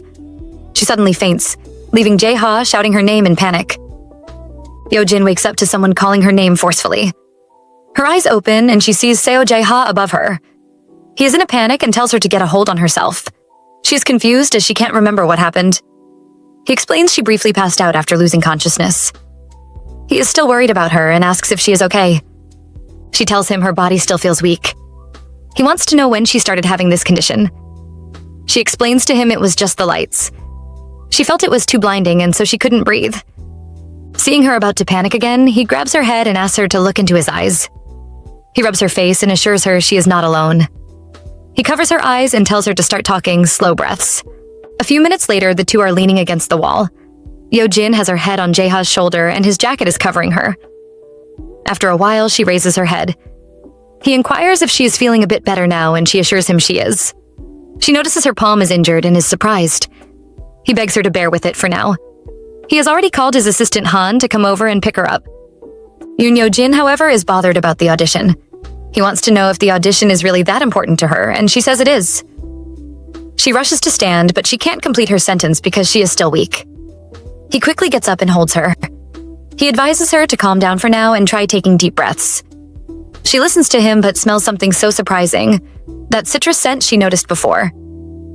The door opens at that moment and Assistant Han is here with a crewman. He is worried about Seo Jae-ha, but the man assures him he is fine. He says his assistant should be worried about Yo-jin instead. Assistant Han notices Yo-jin and is surprised to see the both of them together. The crewman with him says the set was locked up after the drama ended. Yo-jin tells them it was open, and Jae-ha adds that someone also locked them inside the room from outside. The assistant is shocked. Jae-ha wants to know if the anchor's audition is still going on, and the assistant says it is for now. Jae-ha immediately orders him to contact the director and tell him he is coming over to the studio to observe. The assistant approaches Yo-jin, who is thinking about something. He asks why she is sweating so much. She wants to know what the time is, and he says 3 o'clock. Yo-jin is a bit panicked because she still has to memorize the audition lines, but right now, even skimming through feels overwhelming to her. She feels a sense of despair. Will 10 minutes be enough? Jae-ha suddenly speaks. Our female lead looks at him in confusion, and he informs her he has just spoken with the director. He will buy her 10 minutes time, so she has to win this for them. Staring at his handsome, confident face, Yo-jin smiles happily. Over at the audition set, a staff member is congratulating Chai Si-rin for doing a great job. She giggles and thanks him. The man wants to know who is next, but his assistant says they haven't arrived at the waiting room. He demands to know who could do that, and the assistant replies, "It is Yoon Yo-jin." Behind them, Si-rin smiles wickedly. How can Yo-jin possibly show up for the audition when she is locked up in the set? She pretends to care and asks what they should do after all. Yo-jin is not the type to behave so irresponsibly. The staff member wants to know if she has Yo-jin's number so they can contact her. If not, they will have to report to the director. They hear a commotion and turn to look. It seems there is no need to report as the director has escorted Seo Jae-ha personally to the studio to observe. Seo Jae-ha explains he wants to see the scene live for once instead of going through the footage. The director agrees with him. It is a different experience watching live than watching it through footage. Si-rin isn't happy to see Jae-ha here and keeps staring at him. Suddenly, he turns to look at her and glares at her darkly. She quickly looks away in fear. She seems to realize that something is wrong with her plan. Reality proves her right as the staff announce Yo-jin has arrived. Our female lead doesn't even spare Si-rin a glance and just walks past her to the stage. She reminds herself that cameras are not scary. She has faced them more than a dozen, even 100 times. Staring straight at Si-rin, she wants the girl to watch smartly and see the difference between the both of them. Si-rin feels Yo-jin's gaze and becomes nervous. And then our female lead starts. The audition is over and our female lead has crushed the mistress. Everyone is pleased. They can't stop complimenting and praising Yo-jin because she is really good at her job. They wonder who would be the anchor, but think hiring someone with experience like Yo-jin would be the best choice. Their words make Si-rin, who is standing behind them, tremble so much in anger. She can't believe it. She walks away angrily. Yo-jin has no idea of the tantrum Si-rin is playing. She is in the dressing room searching for her phone and she finds it. She is nervous about the hospital calling while she was away. Her greatest fear comes through as there is a message from the hospital informing her that her parents' conditions have worsened. Yo-jin doesn't even think about herself or her injury and rushes to the hospital. The doctor is outside her ward waiting for her to arrive. She asks him what happened. How could they both have cardiac arrest? She is anxious to know they are fine. The doctor informs her mother's condition is a bit more severe as there are signs of a cerebral hemorrhage. Yo-jin is in tears. The doctor doesn't stop and says her mother suffered cardiac arrest and was in the intensive care unit all night. It seems... Yo-jin stops him from finishing his sentence. She already knows what he has to say. She sits by her mother's bed crying. She wonders why her mother is trying to leave her so soon. Like a child, she complains about her day, how she was trapped in the set all because of a cruel person. If it wasn't for Jae-ha, she might still be stuck in the basement. She calls him a strange person as she doesn't understand why he keeps wanting to help her. She thinks it is truly weird. A nurse comes inside then. He greets her and asks her to show him her hand. She is a bit confused by his request. He tells her he heard it was injured. Yeojin shows it to him and he starts applying medicine to it. He tells her it is quite scraped up, so it might hurt a bit. She wants to know who told him she was hurt, and he says it was the gentleman who visits her. It was him who mentioned there had been an accident. It seems the man was worried she would not have treated it yet. While the nurse focuses on treating her wounds, Yeojin is busy trying to figure out who the man is. She can't, and so asks the nurse. He doesn't know either, but tells her to check at the counter. They would surely know. The nurse offers to check for her, but she declines. It seems she already knows who it is. She is sure it is Jae-ha and wonders when he came and went without her knowing. To her, they are just partners helping each other with their revenge. However, the kindness he shows her doesn't seem simple. It touches her heart and makes her feel choked up, and she starts crying again. She wonders why it is like this. After a rough day, our girl is back at her apartment, but it seems like things are not working in her favor. Why? Because Seo Ji-han is standing outside her apartment waiting for her. She ignores him and walks past him, bruising his fragile ego. He demands to know where she has been. She tells him to leave as this is her house. He forces his way in, disregarding Yeojin's protests, and claims he left some things behind. Yeojin glares at him angrily. She never wanted to move out. That was the last thing in her mind. But with Ji-han's behavior, will she really have to leave the house her grandfather personally chose for her? It seems Ji-han still can't accept the truth as he is once again asking if she is really planning to break off their engagement. She mockingly asks him if she should make it fake instead. He wants to know if she doesn't regret it, and she asks why she would. It isn't her share to bear, and she doesn't regret it. Instead, breaking up with him makes her very happy. He doesn't want to give up and tells her the family elders will not agree to their breaking off the engagement. He threatens her that their relationship will not change over something so small. Yeojin coldly asks if that is his excuse for his behavior. He insists that it won't happen again like he told her before. However, our female lead is not having it. She tells him to discuss it with his lawyer. She has already sent everything he brought back to him, and she tells him to go through them because nothing is missing. He threatens her and says if he leaves like this, he will really end up dating her junior. Yeojin laughs. She turns to him angrily and asks if he was hoping she would be jealous. She tells him to do whatever he wants with Sirin because she won't get involved any further. She vows to Ji-han, however, that he will regret this. The next day at the KBC company, the staff are in the cafeteria. Our female lead is eating with her senior. She is thinking of how she would put her apartment up for sale and move away to somewhere Ji-han can't find her. She wonders where she should go. She doesn't notice how nervous her senior looks until he speaks up and tells her to delete the broadcasting app. She is surprised at his sudden requests, and he advises her not to open the app or turn it on. She shouldn't even look at it. She is confused and wants to know what is going on. While her senior keeps shouting and moaning about why he said anything, she opens the app. The first post she sees seems to be about her. The post is asking if the rumors about the newly reinstated announcer are true. Under the post, the comments are messy and are all condemning her. They are all saying she tried to kill her parents just to gain her inheritance. She wonders how such a rumor could spread, but she sees a surprising comment among the posts. The anchor position has been decided. She asks the senior about it and he nods. There is a new announcement on the broadcasting app stating that Yoon Yo-jin position has changed from announcer to anchor. Yoon Yo-jin got the position. Her senior is very happy and loudly congratulates her, but Yo-jin is nervous. Why? Because everyone else is staring at her angrily and jealously. She can't help but mutter about how things have taken a strange turn. Yo-jin is on her phone in the bathroom speaking to the family lawyer. They seem to be talking about some documents, and Yo-jin wants to know if they have been prepared. Mr. Hyunk says they have and asks if he should have someone deliver them. Yo-jin refuses, stating that she would rather meet him in person. Unknown to her, someone is in the bathroom listening to her conversation. Yo-jin decides to meet the lawyer in a cafe near her broadcasting station tomorrow. As she shares parting remarks with the person on the phone, she notices someone standing behind her. With a glance, she sees Chae Se-rin glaring at her. Yo-jin isn't fazed. She asks the girl if she has something to say. If not, then our female lead will have to leave. As she walks past, she hears Se-rin ask if she used money. Yo-jin is confused and doesn't understand the question at first.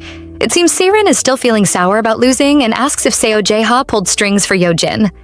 If not, how could this happen? How could she become an anchor? Yo-jin calmly faces Se-rin. With a hand on her hip, she lets the girl know that throwing money around and relying on a man's influence is all Serin's job. Her statement makes Serin angry, but Yeojin doesn't stop.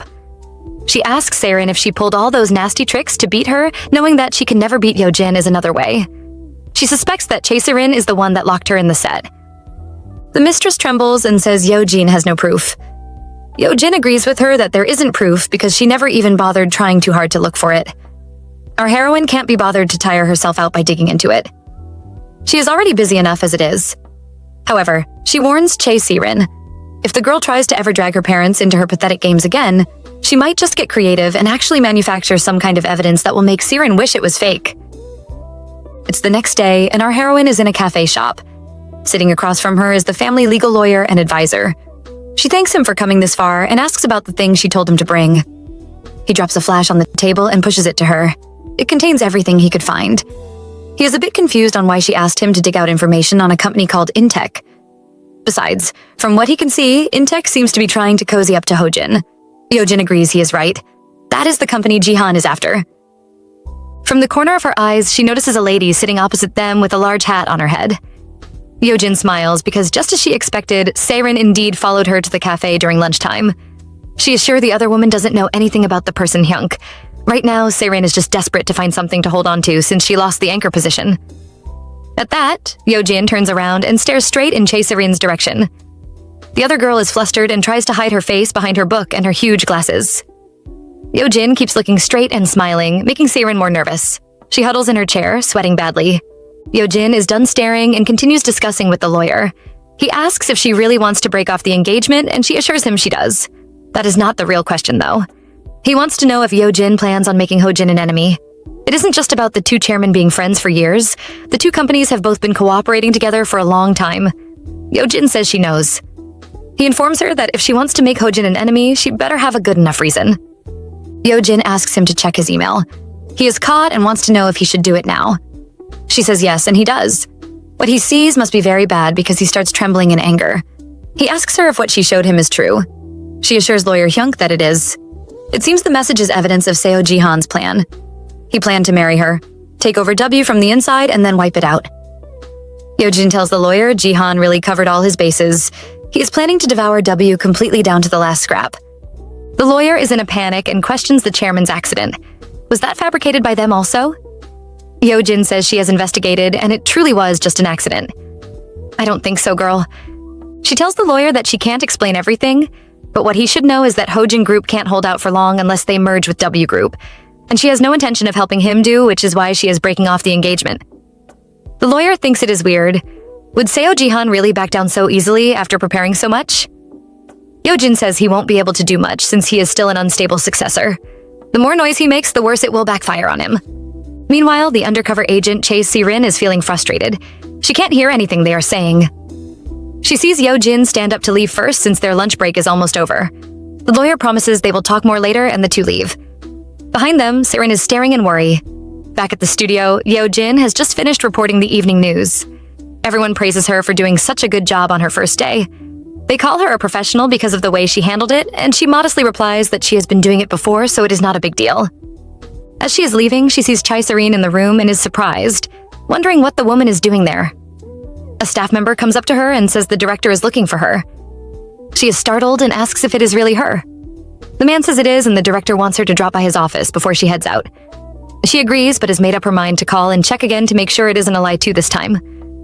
It turns out it is true, and she heads over to the director's office. She knocks and enters, only to see the director is with a man. It is Seo Jae-ha. He approaches her and says he watched her broadcast. She wonders what he is doing here. He asks her what kind of question that is. Of course, he came here to work. And also to congratulate her on her first day on her new post. Behind him, the director also joins in. He tells Yeojin, Jae-ha came here for an investment matter and monitored her broadcast while he was at it. He adds that they have plans afterwards. Yeojin is confused because she has no idea of this. Seo Jae-ha smiles because his plan has been exposed. He insists they have plans for dinner. With that, he leans over her and asks her to go eat with him. Before they go, the director praises her and adds that it was Seo Jae-ha's suggestion for them to change into a public audition. Yeojin is surprised to hear this and stares at Jae-ha. The director remembers she was so curious back then. Normally, they would do an informal evaluation, but the CEO decided to give everyone a fair chance, and that is how she got selected. While the director congratulates her, she can't help staring at Seo Jae-ha, so it was him who pulled strings and helped her all along. Staring at him again now, he suddenly looks so much different. So handsome that she starts blushing. The two head out for dinner. "Where are we?" Seo-jin speaks. She thought they would go to a restaurant, but they are in an apartment. Jae-ha replies that this is his house. She is so shocked to find out he brought her to his house, or that he even had a house. Come on, girl, he is not a bum. She asks him about the hotel he was staying in before, and he says he left. He moved into his house a week ago. When she enters his house, she is surprised. Even though it is a new house, it feels so much like home. He asks her the same question, asking if it feels like home to her. He doesn't forget to tease her, saying his house is more cozier than her home. She laughs but tells him the house is quite large for someone living alone. He suddenly stops and stares at her ambiguously. He says the house might not be for just one person. He walks away while Yeojin stays behind, confused by his statement. He tells her she never knows what life has in store. The two head to the kitchen where Jae-ha starts busying himself. You know what they say, a man in the kitchen is very attractive. It seems our heroine agrees with this too because she keeps staring at Jae-ha. He notices and asks why she is looking at him like that. She blushes as she admits it is fascinating. At that moment, she remembers the time they spent locked in the set and how Jae-ha looked into her eyes and assured her she wasn't alone. Remembering that now makes her face turn even redder, and it is not from the heat. She tries to take her mind off things and asks what he is making. He names a fancy dish which has Yeojin in awe. She never knew he could cook and thought he would be eating out. He tells her eating out is nice, but he just wanted his Yeojin to have a home-cooked meal. He knows it must have been long since she had one. Once again, she gets lost staring at him and blushes again. He is done and warns her it tastes a little bland. He asks if she likes mild flavors. She says she eats anything but doesn't like food that tastes flat. She thanks him for helping her out during the audition. He refuses to accept her thanks and says she earned it through her own efforts. She still insists on thanking him because he has helped her in plenty of ways. He also helped her in the warehouse and she properly thanks him. He says it was a normal thing to do, helping people in a tough spot. He changes the topic and wants to know what sort of food she likes. She says she likes all kinds. He teases her, pretending to ask about how she cooks it, but then saying she must have never cooked before. She glares at him and scolds him for teasing her, but he smugly denies and says there are people like that. People who go through life without getting their hands wet. So he is teasing her. Yeojin glares at him. He tells her to grab some salt from the shelf. He doesn't forget to tease her, asking if she can handle even that. She indignantly says she can and reaches out to open the shelf. Unfortunately, it is too high and she can't reach the salt, until a large hand comes from behind and picks it up. She looks back in surprise to see Jae-ha behind her. The two are in a kabadon position. He jokingly says he forgot to tell her he put it at his eye level. She calls him a mischievous brother-in-law, but he doesn't like it. He tells her the title doesn't sit well with him. His words make her blush again. After a whole lot of teasing, dinner is ready. Goodness, I thought they would never finish making this meal. The two are done with their dinner and Seo Jae-ha has driven Yeojin home. She thanks him for cooking such a delicious meal for her. In her mind, she knows it has been long since she has eaten a meal prepared just for her. She turns to leave, but he tells her to wait. He goes around to the back of the car and pulls out a large bouquet of flowers. He hands it over to a surprised Yeojin. He says it is a gift to celebrate and also a request for her to keep helping him with the revenge. Staring at the flower, she smiles broadly in happiness and thanks him. In an apartment, we are shown Chae-serene going through her laptop. It seems she has discovered Yeojin's secret as she suddenly smirks and sighs, calling Yeojin very careless. Turns out the reason why Mistress Seren is calling Yoon Yeojin careless is because she stole the USB drive lawyer Hyunk gave to Yeojin. Seren is proud of herself for stealing it without Yeojin noticing. She remembers the man Yeojin met with. At first she thought he was just a random guy, but looking through the files now, they were actually discussing something so important in the cafe. Because it was too noisy and she couldn't hear a word they said, she had no choice but to go steal the USB drive. What a good reason. Looking at the documents which are about the Intech project progress, she is proud because she thinks she has found something huge. It turns out Jihan was planning such a big project with Intech, and he must have been preparing ambitiously. However, she can't understand why this document would be with Yoon Yeojin. Seren starts thinking about Seo Jihan. When she first started dating him, she didn't think too much and just thought it would be nice to marry a nice guy, but now, She wants to become the mistress of the Hojin group. Suddenly, her phone receives a message saying her cake has arrived. The next day at work, Yeojin is presented with a huge cake by her colleagues, congratulating her on her reinstatement and also on her anchor appointment. Yeojin scratches her hair in doubt as she stares at the 6 ladies in front of her. Looking at their angry and glum faces, how can this be a celebration? She thanks them and leans down to blow the candle out. However, she is annoyed when she perceives the scent of mangoes.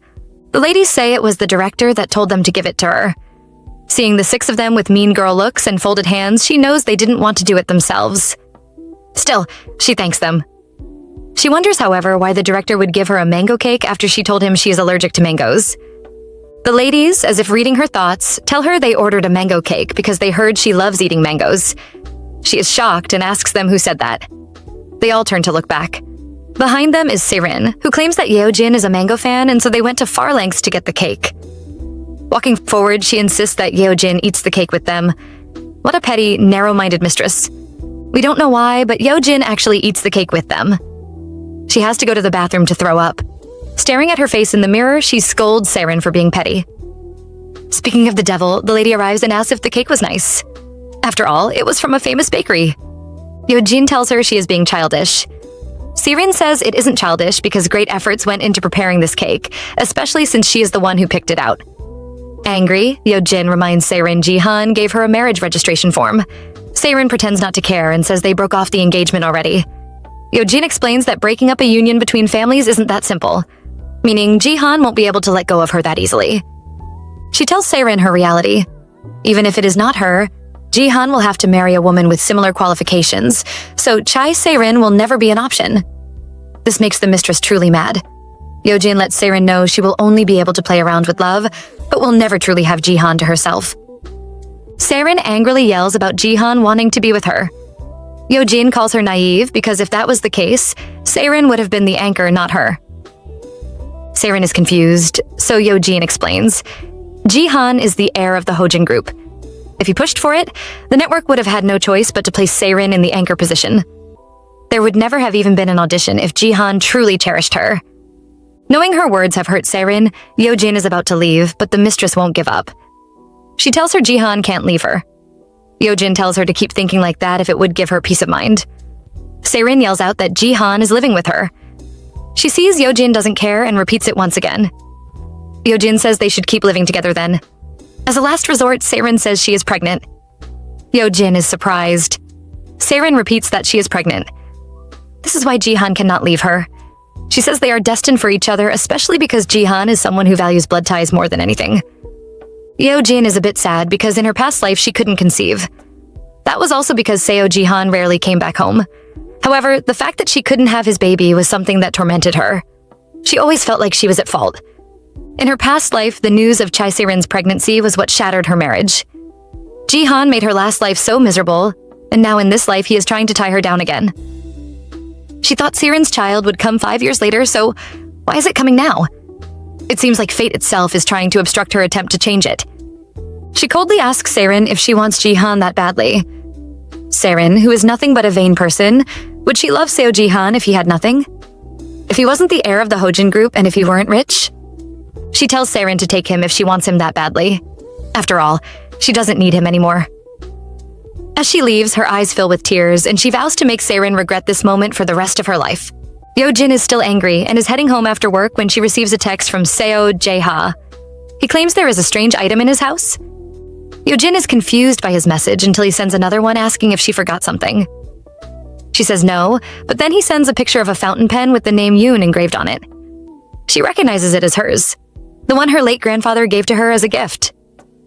Seo Jae-ha sends a cute message saying the only Yoon who comes in and out of his house is her. The message makes her a bit nervous as she wonders if it makes sense. He sends a text asking to come pick her since he already knows she is on her way home. He doesn't take her to his house this time, but to the Han River, which surprises our heroine. She asks why, and he replies that they both needed a breath of fresh air. The two have found a blanket and are sharing a drink together. She knows he has to drive though and wonders if she will be drinking alone. He admits she is, as his secretary has already closed from work. And so they start drinking. Jae-ha is surprised to see her finish 1 can of beer in just only 1 shot. She finds it refreshing and asks if she can drink more. She stands as she says, Beer is not enough for her since her food today was a bit too strong. She offers for them to drink some soju. Jae-ha looks like he is watching a fright show. He is sweating as he watches Yeojin drink and drink. He comments about not knowing she could drink so well. She laughs and asks if he also wants to drink. Then they can stay up all night. He tells her it would be quite a sight if the both of them get drunk. He grabs the cup from her, saying she has drunk too much. She insists she isn't drunk and even stands up to stretch. Suddenly, she slips and almost falls on her face. Jae-ha rushes to quickly grab her by the waist. Their faces are so close as he whispers to her that she is drunk. Our heroine is shy and quickly moves away from him with her red face. She doesn't know what came over her, but she suddenly asks him if he would believe her if she said she could see the future. He teases her, asking if she was a shaman instead of an anchor. She laughs and says it wouldn't be a bad idea. Rather than saying she died and came back to life, saying she received a divine calling would be much more believable. Who would believe her if she said she got killed by her ex-husband and so was sent back to the past? And that her ex-husband and his mistress are having another child? It is such an absurd story. The only thing she can say is that she hates his brother. She hates him so much. With tears in her eyes, she says, "Hate is even too mild a word." She truly despises him, more than Jae-ha could ever imagine. Seeing her like this, Jae-ha hugs her closely and tries to comfort her. He knew it was hard for her, and it is still hard right now. He tells her about his past. When his mother passed away, he woke up to find nobody by his side. And as such, he isn't good at receiving or giving comfort. His life has always been more about showing actions than words, so he wants to give Yeojin the kind of comfort he can. Yeojin stares at him in surprise. He proposes that they really mess with Seo Ji-han. Since he proposed to Yeojin before, the best way to mess with him would be for the two of them to get married. As such, he holds out his hand to Yeojin and asks that they get married. That would be the perfect revenge. She can use him however she wants when they become husband and wife. Yeojin returns to work the next day, but her mind is filled with thoughts about Jae-ha's sudden proposal. Her face becomes red as she imagines his handsome face, and she slaps her cheeks to stop those naughty thoughts. Unfortunately, her plan doesn't work as her cheeks become more red than a ripe tomato. The girl almost goes crazy and slams her head against the desk, frightening the poor man waiting for her. Yeojin, who was desperate for revenge, never thought she would develop true feelings for Jae-ha. For some reason, she just feels safe in his presence. The newscaster standing beside Yeojin probably thinks she's possessed. He reminds her about the recording, but our heroine has totally forgotten about it. She rushes off to the studio, only to meet her biggest enemy. Siren is once again surrounded by her group of friends who are all giggling and talking about her upcoming proposal. The mistress purposely stares at Yeojin as she pretends to be shy, telling the girls it hasn't been confirmed. The men also join in the fun as they all congratulate Siren. Meanwhile, Yeojin probably wishes she could strangle this shameless woman. She listens as the girls praise the mistress until she suddenly receives a call. The scumbag ex is here to find trouble again. Yeojin picks the call but warns Jihan to keep it brief. Behind her, Siren hears her lover's name and immediately becomes upset. Our heroine doesn't notice the furious mistress because Jihan has just announced that Chairman Seo is back. Yeojin already received a call from the old man during the weekend and he ordered her to visit the Seo mansion. Jihan says the old master is summoning everyone back to the house, so Yeojin is sure the old man must have heard about their broken engagement and the failed merger. Jihan still wants to act like a faithful fiancé and offers to pick Yeojin after work so they can head to the mansion together. Our heroine is about to refuse when she notices the nosy Seirin approaching. Obviously, the mistress is feeling nervous. Yeojin decides to play a little prank and immediately switches to a cute tone, acting like she is speaking to her lover. Even poor Jihan is frightened by her sudden change. Seirin is about to die from jealousy when she hears their intimate tone. Yeojin keeps talking about a present when in fact it is just the old master's hypertension pills. But there is no way she will tell the mistress that. She wants Seirin to drown in anger and jealousy, and so far her plan seems to be working. The mistress looks like she is about to commit murder. Yeojin turns away in disdain and keeps talking to Jihan in an intimate tone. Seirin can't handle it anymore and storms away in anger. Behind her, our heroine heads to the recording studio with a cunning smile on her face. Immediately she finishes her work, Yeojin rushes to the chairman's estate. She arrives feeling a bit nervous because the old master is a difficult person. He might seem like a kind old man, but most times he is always cold and strict. He is truly someone from the older generation. Yeojin is drowning in her sorrow, but it disappears when she sees the handsome man waiting outside for her. She runs to Jaeha's side, explaining that the recording ran late. She wonders why he is standing outside, but he says he was waiting for her to arrive. He complains about her lateness, and Yeojin, feeling guilty, says he should have called. Jaeha assures her that he is fine, but soon notices something strange. Yeojin's face is as red as blood. He questions the girl, causing her to cover her face in embarrassment. Still, she can't hide her love-struck look as she remembers their sweet times together. The shy girl claims she is cold and runs away, leaving behind a confused Jae-ha. The two head into the mansion and finally arrive at the meeting spot. Chairman Seo stares at them, wondering why they arrived together. Jae-ha explains that they met outside and quickly changes the topic. He asks about the old man's trip and urges his grandfather to stop traveling around due to his health. Grandpa Seo protests, saying he isn't an useless old man who can't handle a trip. He is still quite capable. Everyone is smiling. Well, except for Seo Ji-han. He slams the table as he glares at his brother and Yo-jin. Unable to control his jealousy, he smirks and questions her arrival with Jae-ha, causing our poor girl to nearly choke on her tea. Ji-han keeps questioning Yo-jin's relationship with his brother, but after she explains that she met Jae-ha in the garden, she totally ignores the scumbag. She turns to the chairman asking about his trip. The old man is also concerned about her reinstatement and the two converse, completely ignoring the fuming Ji-han. Yo-jin declares that she wants to live for herself from now on.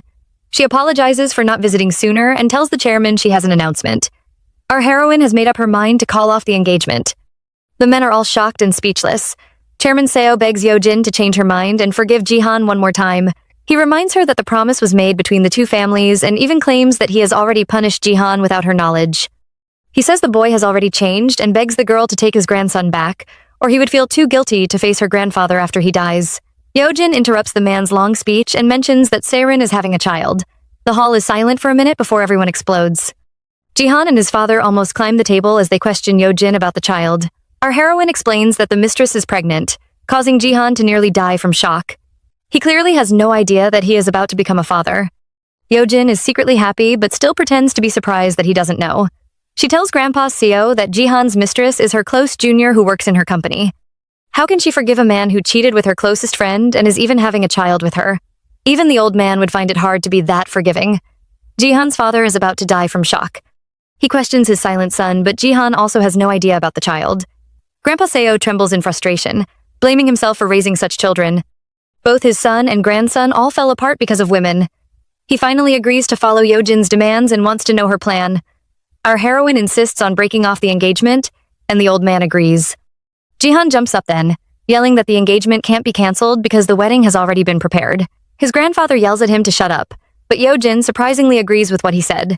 Since their engagement was a promise between the two families, it shouldn't be cancelled so easily.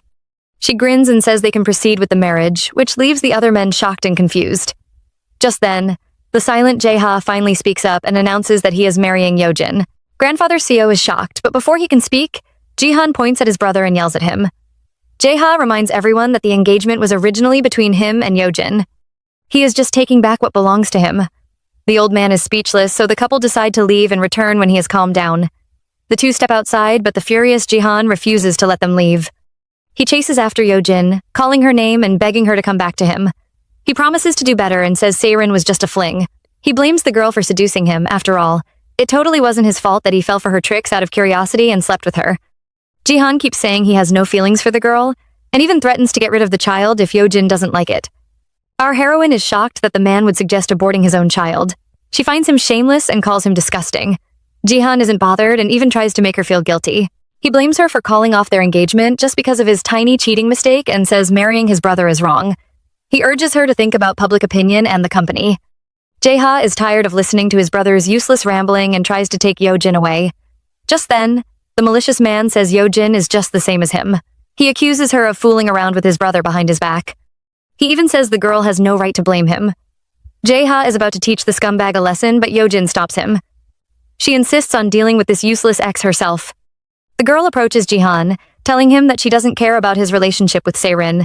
She doesn't even care if he accuses her of cheating because he doesn't exist in her life anymore.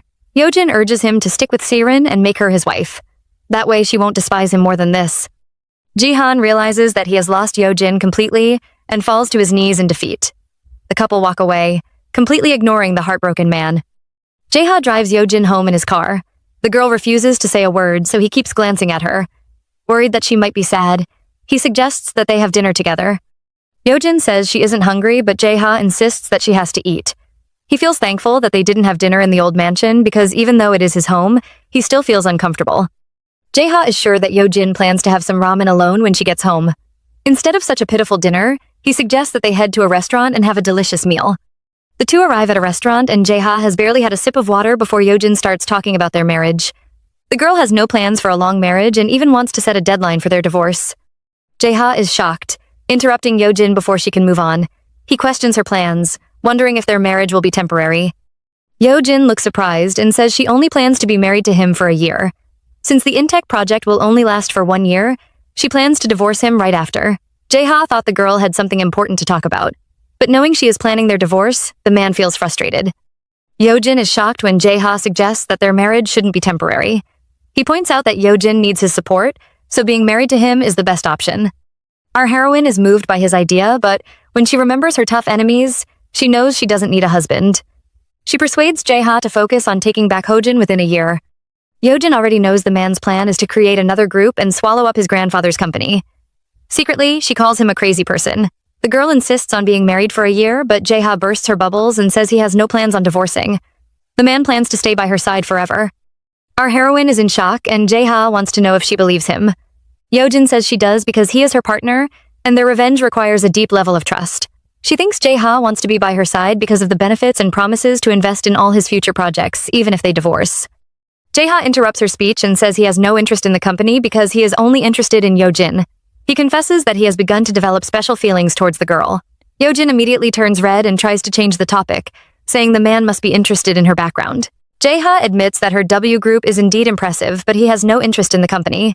He is only greedy for Yoon Yeojin. The man boldly declares that he might not let her go after a year passes. Yeojin stares at the man in shock, but Jae-ha looks really serious. She explains that she doesn't dislike him, but she is just tired of marriage. Jae-ha is about to persuade her to change her mind when the waiter arrives with their food. Talk about perfect timing. Yeojin is distracted by the delicious meal and now looks like a greedy little rabbit. She always wanted to taste this restaurant's meals but could never get a reservation. Jae-ha can't understand how someone who loves good food so much would be content with instant ramen every day. Yeojin argues that instant food also has its own appeal. Our male lead mentions the famous chef Lee Jong-il, and Yeojin excitedly admits that she knows him. What she doesn't reveal is that in her past life, she had joined the chef's private class during the tough years of her marriage. Jae-ha says the chef is holding a private cooking class which he has also signed up for. Yeojin looks a bit jealous because it is really hard to register for the chef's lessons. Jae-ha, who has accomplished his goal, has a sly smile on his face. He immediately invites Yeojin to accompany him to the chef's class during the weekend. Our heroine is sparkling with joy and immediately agrees to follow him. Jae-ha pretends to be relieved and says he had already promised to visit with his future wife. Yeojin is amused and laughs as she agrees to be his cooking partner. The next day at the KBC company, Se-rin, the mistress, arrives singing a happy tune. But just as she steps inside, she sees Yoon Yeojin receiving a phone call. The nosy mistress hides behind the wall as she tries to figure out who the woman is speaking to. Yeojin has no idea a jealous snake is watching her and complains because Chef Lee Jong-il's class is scheduled to be held at 5 on Saturday. But after thinking about it, she just feels grateful to be attending his class. Se-rin is unhappy to hear this news because she is also a regular student at the chef's class. The workshops are supposed to be difficult to attend, yet Yeojin managed to register. The mistress is also curious because the one-day classes are only for married couples and partners. She wonders who Yeojin's partner would be, and looks terrified as she guesses that it might be Seo Jae-ha. Se-rin is still terrified when she returns to the broadcasting room. She glances at the elegant Yeojin, feeling irritated at the sight of her. Just then, her flashy friends arrive, asking why she hasn't been hanging out with them. Se-rin, who hasn't even received a proposal, claims she is preparing for her wedding. The girls are all excited and want to know the wedding date. The mistress becomes nervous because everyone is listening and her lie might be exposed. She immediately changes her mind after glancing at Yeojin and claims they haven't chosen a date. She says it might take 2 months and purposely raises her voice so Yeojin can hear their conversation. Se-rin suspects that something must have happened between Yeojin and Jihan after their trip to the chairman's estate.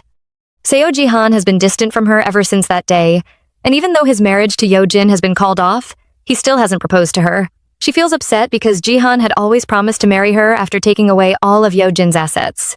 The mistress feels smug again and glances at Yeojin. She is sure the girl is just pretending to be strong and must be suffering inside. The thought makes her happy, and she even announces that her wedding invitations will soon arrive. Her minions all praise her, saying the groom must be afraid that his bride will be stolen away. The mistress boasts about her loving fiancé and refuses to pay Yeojin any attention. She really believes that she will become the daughter-in-law of the Hojin group, and Yeojin, who is just a news anchor, will always be beneath her.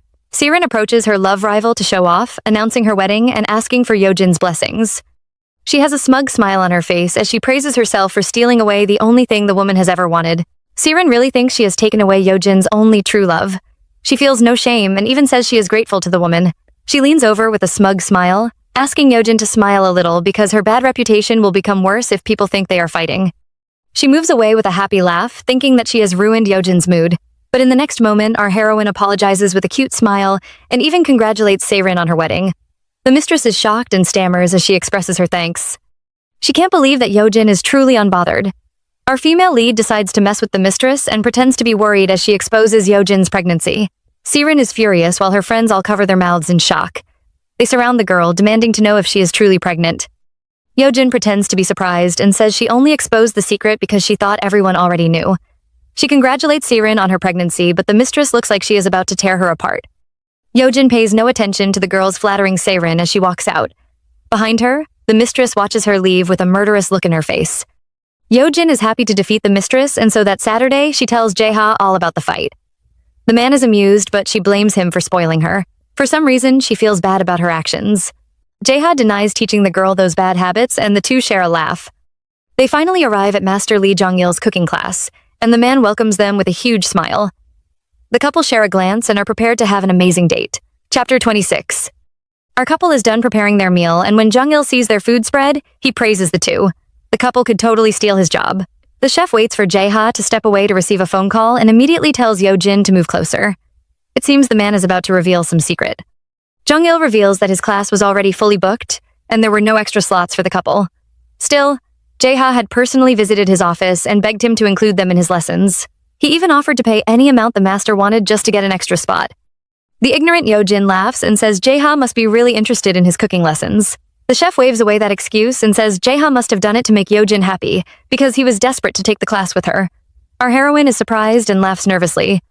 She assumes that it is just a misunderstanding and the chef is imagining a romantic marriage between the couple. Yojin glances at the chef but notices a familiar-looking ring behind his back. She immediately turns pale in shock and questions the man. Jong-il explains that a student from the previous class had left the ring behind. Our female lead trembles and grits her teeth in anger. She recognizes this ring because it looks just the same as her wedding ring from her previous life. Back then, Jihan had said the ring was a custom-made design and was crafted to be a matching pair. He had even claimed that the two designs were the only matching pair to exist in the whole world. Well, clearly the scumbag had lied. Yojin explains to the chef that the ring looks identical to her own wedding band. Jong-il reveals that the owner of the ring is also a future bride who always attends his regular classes. Yet, for some reason, she arrived with her fiancé today. Speak of the devil! Just then, the so-called bride appears, and, of course, it is the scheming Chae Se-rin. She pretends to be surprised to see Yojin while our heroine just sighs in frustration. The mistress asks the chef for her ring, and he happily hands it over. Yojin watches them with an annoyed look. She recalls Jihan promising that this ring was the only pair in the world and would make them a family. Turns out his words were just a load of rubbish since he had given the exact same ring to Chae Se-rin. Yojin trembles in anger as she recalls these memories.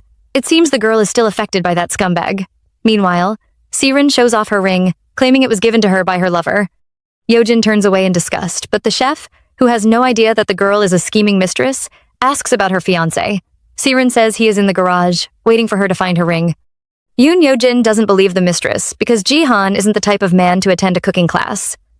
Siren keeps talking about her loving fiancé while glancing at Yojin. Our heroine finally realizes that the girl must have left the ring behind on purpose. Therefore, when Jaeha arrives, she immediately pulls him away and insists that they leave. The two say their goodbyes and have no intentions of engaging the little mistress. But just because they want to avoid her doesn't mean Siren will do the same. She immediately chases after the couple and catches up to them at the elevator. The mistress calls out to Yojin and openly shows off her ring. She boasts that the ring is the same as Yojin's, but our heroine isn't interested. She even points out that it isn't her wedding ring anymore. Siren is unwilling to give up and finally reveals that she chose the ring design. Yojin flinches in shock, which makes the mistress happy. She thought Jihan had merely given Siren the other pair of their matching rings, but it is actually the opposite. The cheating couple had designed these pairs of rings together and had even added an extra one just to deceive. Yojin. Our heroine is speechless as she recalls her past. Jihan claimed that he designed the ring just for her and promised that their rings were the only matching pair existing in the whole world. Yojin had been very happy and had thanked him with a huge smile. She had never received such a thoughtful gift, so she rewarded Jihan with a big hug, but she had no idea that behind her back, the man was laughing at her ignorance. Yojin stares at the girl in front of her who is flaunting the ring she got with her fiancé. Our heroine recalls the Siren from her past life. The girl was always concerned if she worked late and would even offer to share her food with her. She always praised Yeojin and would always cheer her up when she faced difficult situations. Sirin would run around calling her sister, and the two had even chosen Yeojin's wedding dress together. Our heroine is disappointed that the girl she thought was her closest friend would also betray her. She can't believe the sweet angel from her past and the scheming mistress in front of her are the same person. Jae-ha doesn't want his queen to interact with such a vile woman and urges her to leave. Jae-jin doesn't forget to take a shot at the mistress and says Jaehan doesn't even wear his wedding ring. She is relieved that she took it off because people might actually think she is dating Chae Sarin. The mistress is furious, but Yeojin ignores her angry face and leaves with Jae-ha. Behind them, Sarin yells at the annoying woman. On the way home, Seo Jae-ha glances at the silent Yeojin and asks if she is all right. A second later, he scolds himself for asking such a stupid question because the girl is clearly upset. Yeojin is amused and says she is feeling okay. Jae-ha is amazed by Sarin's shameless behavior, but our heroine says the mistress can get even worse. He recalls how Yeojin was locked up in the underground studio and asks about the investigation. The girl reveals that the cameras were destroyed so they couldn't find the culprit. But that doesn't mean she will give up on her revenge. Yeojin knows that Jihan is launching a new project tomorrow, a set of apartments designed for wedding couples. Our heroine plans to give the cheating couple a huge surprise. The next day, Yeojin is scheduled to lead the breaking news and goes live on air. Meanwhile, Sirin is watching her while her group of friends gossip about the photo she posted yesterday. The mistress has been flaunting her love ring on social media, and her friends are all amazed by the one-of-a-kind ring. Sirin pretends to be ignorant as she shows off the ring, claiming her fiancé designed it behind her back. She tries to leave so she can prepare for her news, but the other girls refuse to let her go. The mistress believes they are all jealous of her and proudly thinks to herself that they can never afford such expensive rings. Suddenly, the people around them glance at their phone and begin to give Sirin strange looks. Turns out a news article about the mistress has been released and it is already in the trending searches. Sirin notices their weird looks and storms over, demanding an explanation. The group try to chase her away, but she accuses them of gossiping behind her back. The three share a nervous look before handing Sirin the phone. They also want to know if the rumors are true. The mistress takes a look at the phone and almost dies from shock. Just like she promised, Yeojin prepares a surprise for the couple and wears her ring during the live broadcast. The media have already found out about her broken engagement with Jihan and even exposed his cheating scandal with Chae Sarin. The mistress snatches the phone away in anger and trembles in fear. The Hojin group is facing a crisis, and Jihan's nearly launched apartment is at risk because of his scandals. Meanwhile, the culprit is still boldly wearing her ring on live TV while everyone watches. Jae-ha is amused while Sarin and Jihan are about to die from anger. At least, all three are thinking about our heroine. Chapter 28. Yoon Yeojin is done with her news broadcast and steps outside. The trending searches are all filled with Sarin's cheating scandals, causing everyone to gather around the culprit. Her friends are all in shock and can't believe the famous main anchor would also be a mistress. Just then, Yoon Yeojin appears looking like a boss lady. She questions Chae Sarin, asking why the girl would betray her trust and cheat with her fiancé. She scolds the girl for also skipping the news broadcast and feels thankful that they already prepared a replacement. Sirin can hear her colleagues gossiping behind her back and calling her shameless. She had boasted about her man, but it turned out to be her senior's fiancé. They mock her for skipping the news, saying she shouldn't have done something so disgraceful if she didn't want to be exposed. Sirin is furious as she listens to their insults. She is unwilling to accept defeat and decides to also ruin Yoon Yeojin. She claims that she and Jihan are innocent, and even cries as she accuses Yeojin of sleeping around with her fiancé's brother. Everyone is shocked, and even Yeojin watches Sarin in disbelief. The mistress keeps acting sad, saying her fiancé is emotionally exhausted because Yeojin has been sleeping around with his own brother. Her poor Jihan has been suffering and even has to take pills just to sleep. She tries to paint herself as the good girl who stayed by his side during his tough period. Everyone is speechless while Yeojin smirks at the crying girl. Sirin must really think that everyone would believe her words. She has to praise the mistress because she has a special talent to make even her lies sound believable. Sirin's friends are confused and wonder if Yeojin really cheated first.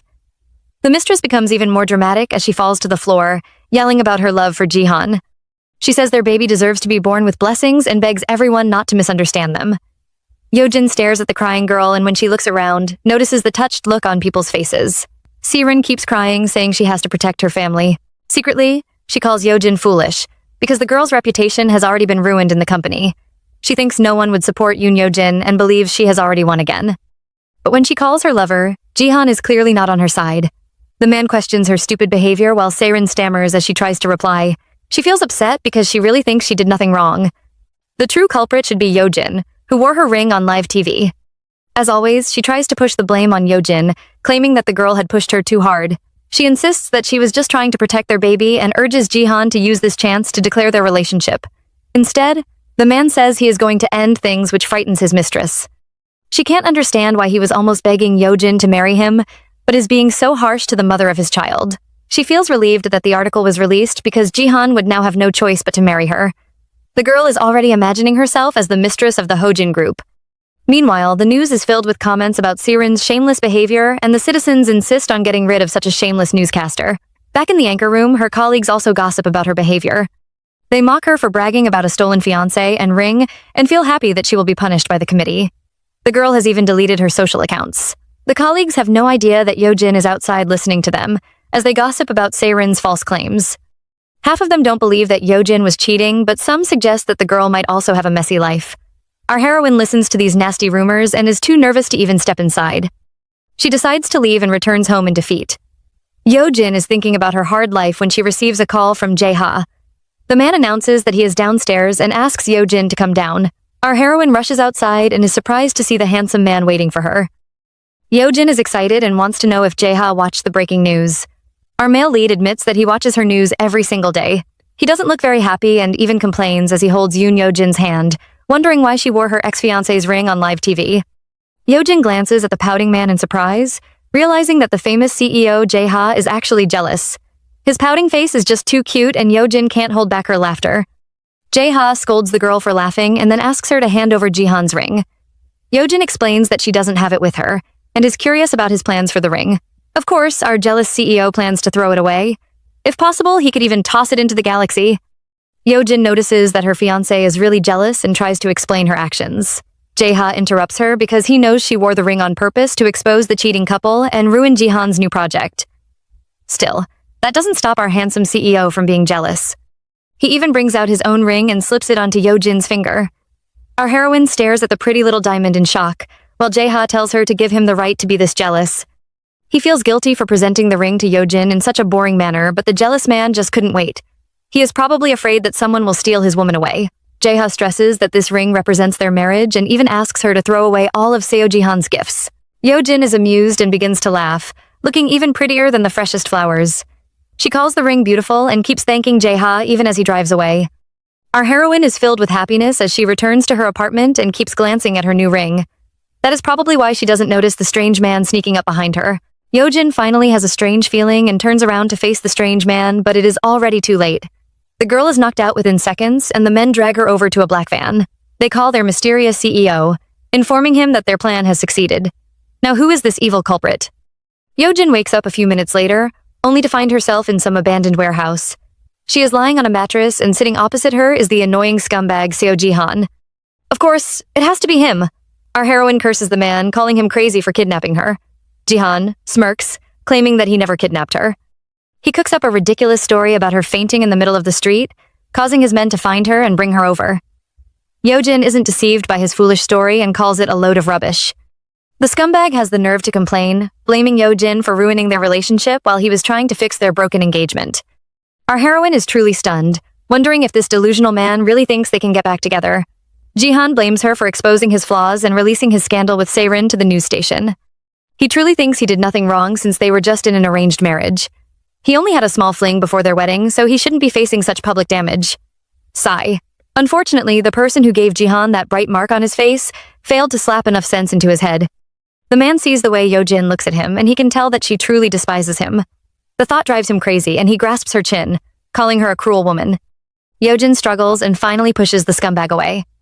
She stares at him in disgust, which makes Jihan furious. But before he can make a move, Yeojin's phone suddenly rings. Seo Jae-ha is driving home and decides to call his little fiancé, but he soon discovers that her line is unreachable. Yeojin is unable to pick Seo Jae-ha's call. Jihan watches her with an evil smile, revealing the new plan he has prepared with Chae Seirin. They plan to accuse Yeojin of sleeping around with his brother even before their engagement. Yeojin protests, but Jihan doesn't care if the news is true or false. Once he exposes this scandal, everyone would be interested in the newscaster's private life. Yeojin would probably be condemned by the whole nation. Jihan uses this chance to threaten her, warning her to remove his cheating article. Yeojin bites her lips in anger and vows not to take down the article.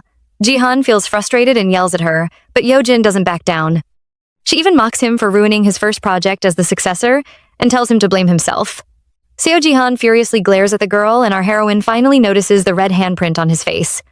She immediately guesses that his father must have beaten him up. Jihan's ego is bruised, and in a bid to get his revenge, he tries to hit Yoon Yojin. Our heroine is frightened and covers her face, telling Jihan that he would regret this. The girl might really be a prophet, because in the next second, Jae-ha shows up and kicks his brother away with a hard punch. Yojin opens her eyes only to see her handsome fiancé slapping the scumbag away. Jae-ha glares at his crazy brother, shocked that the man would resort to kidnapping. Jaehan immediately turns into a meek schoolboy when he sees his elder brother. His bodyguards suddenly rush inside, urging him to leave because the police have arrived. But it is already too late as the cops barge into the room. Jae-ha focuses on his woman, covering her with his jacket and trying to calm her down. He tries to take Yojin away, but the girl suddenly faints in his arms. Our CEO is clearly upset, so Jihan should be ready to dig his grave. Our male lead picks up his little woman and quickly takes her away. Yojin finally wakes up and finds herself alone in a huge bedroom. She takes a walk through the house and finds Seo Jae-ha in the kitchen. The CEO reveals that this is his house and has even prepared a cup of warm tea for his woman. The couple settle down in the living room, but Jae-ha keeps glancing at Yojin. He blames himself for the incident because he always knew Jaehan would come to Yojin's house one day. Our heroine tells him not to blame himself because no one thought Jihan would suddenly go crazy. The girl is obviously still frightened and she even begins to cry. Yoon Yojin is stunned by her sudden tears, but Jae-ha immediately holds her hand and kneels before her. The girl is touched by his caring attitude and thanks him with a sincere smile. Yojin returns to the bedroom and Jae-ha arrives a few minutes later with some tea to check up on her. Yojin thanks him for taking care of her and announces that she plans to move into a hotel today. Jae-ha is stunned, but Yojin doesn't notice his reaction. The girl plans to stay in a hotel for some time before she finds a new house to move into. After making her decision, she would then sell off the old mansion. So Jae-ha doesn't look pleased with Yojin's decision and rushes to stop the girl. He tells his fiancée not to bother with moving out because she can just stay here. Yojin is surprised and after glancing at the beautiful bedroom, reminds Jae-ha that this is his house. She can't believe the man is suggesting that they live together. Yojin glances at his handsome face and her cheeks immediately turn red from shyness. The terrified bunny grasps the blanket with all her strength and quickly refuses to stay with Jae-ha. The CEO decides to tease his little fiancé and suggests that they can cohabit before the wedding. Our heroine nearly faints and urges Jae-ha to stop teasing her. The man admits that he was joking, but suddenly looks serious as he says, Yojin can just stay here comfortably. Our male lead plans to spend the night in a hotel. Our male heroine feels bad because she seems to be kicking out the owner of the house. Jae-ha insists on leaving because staying at a hotel is too dangerous for Yojin. The girl would feel safer staying in his house because no one would try to attack his apartment. Yojin still tries to protest, but Jae-ha reminds her that her safety is more important than anything else. He doesn't forget to tease her, saying that he can only relax if she stays at his house. Jae-ha doesn't give her a chance to argue and urges Yojin to get some rest. He even offers her his bedroom and chooses to sleep in the living room. Our male lead tries his best to make Yojin comfortable, but the next day, our heroine arrives at work with a tired face. Her friend points out her huge dark circles and she explains that she couldn't sleep. Well, who would have a nice nap after being kidnapped during the night? Yojin even tries to be a good employee by showing up at work, but her colleague urges her to go to the hospital. He advises Yojin to take a day off, but the girl is afraid of more rumors spreading. After all, everyone is already watching her. The man tells her not to worry about the rumors because everyone is already talking about her wherever she goes. He wonders what Yojin's next move is because the cheating couple are about to release their own article. Our heroine isn't bothered because Jihan had already revealed his vile plans after attacking her. She thinks about the horrible news spreading about the couple and smirks to herself. Yojin is sure that the cheaters won't be able to suppress the negative news. She plans to observe first before dropping the evidence that would destroy the scumbags. Her friend is relieved and shows a fighting sign. He vows to be by her side no matter what happens. Our heroine is feeling happy until she receives a message from her father's lawyer. Hyun-ik sends her a link, claiming something urgent has happened.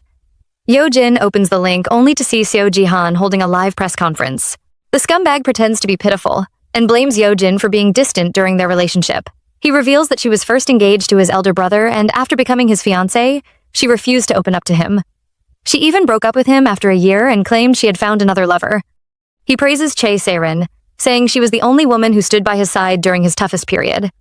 Yojin is disgusted by the scumbag's lies and watches as he bows to the press, apologizing for exposing his personal affairs. The girl glances around and notices everyone watching her with weird looks.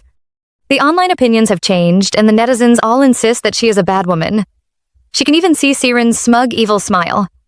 Our heroine trembles in anger as she reads the comments which urge her to resign. Yojin is shocked by Jihan's lies because the man is trying to paint her as a bad woman in front of all the nation. Just then, her friend rushes inside in a panic, announcing that another article has dropped. The headline is very scandalous and directly accuses Yojin of fooling around with her ex-fiancé behind his brother's back. Yojin takes one look at the vile article and knows this is Chae Saren's evil plan.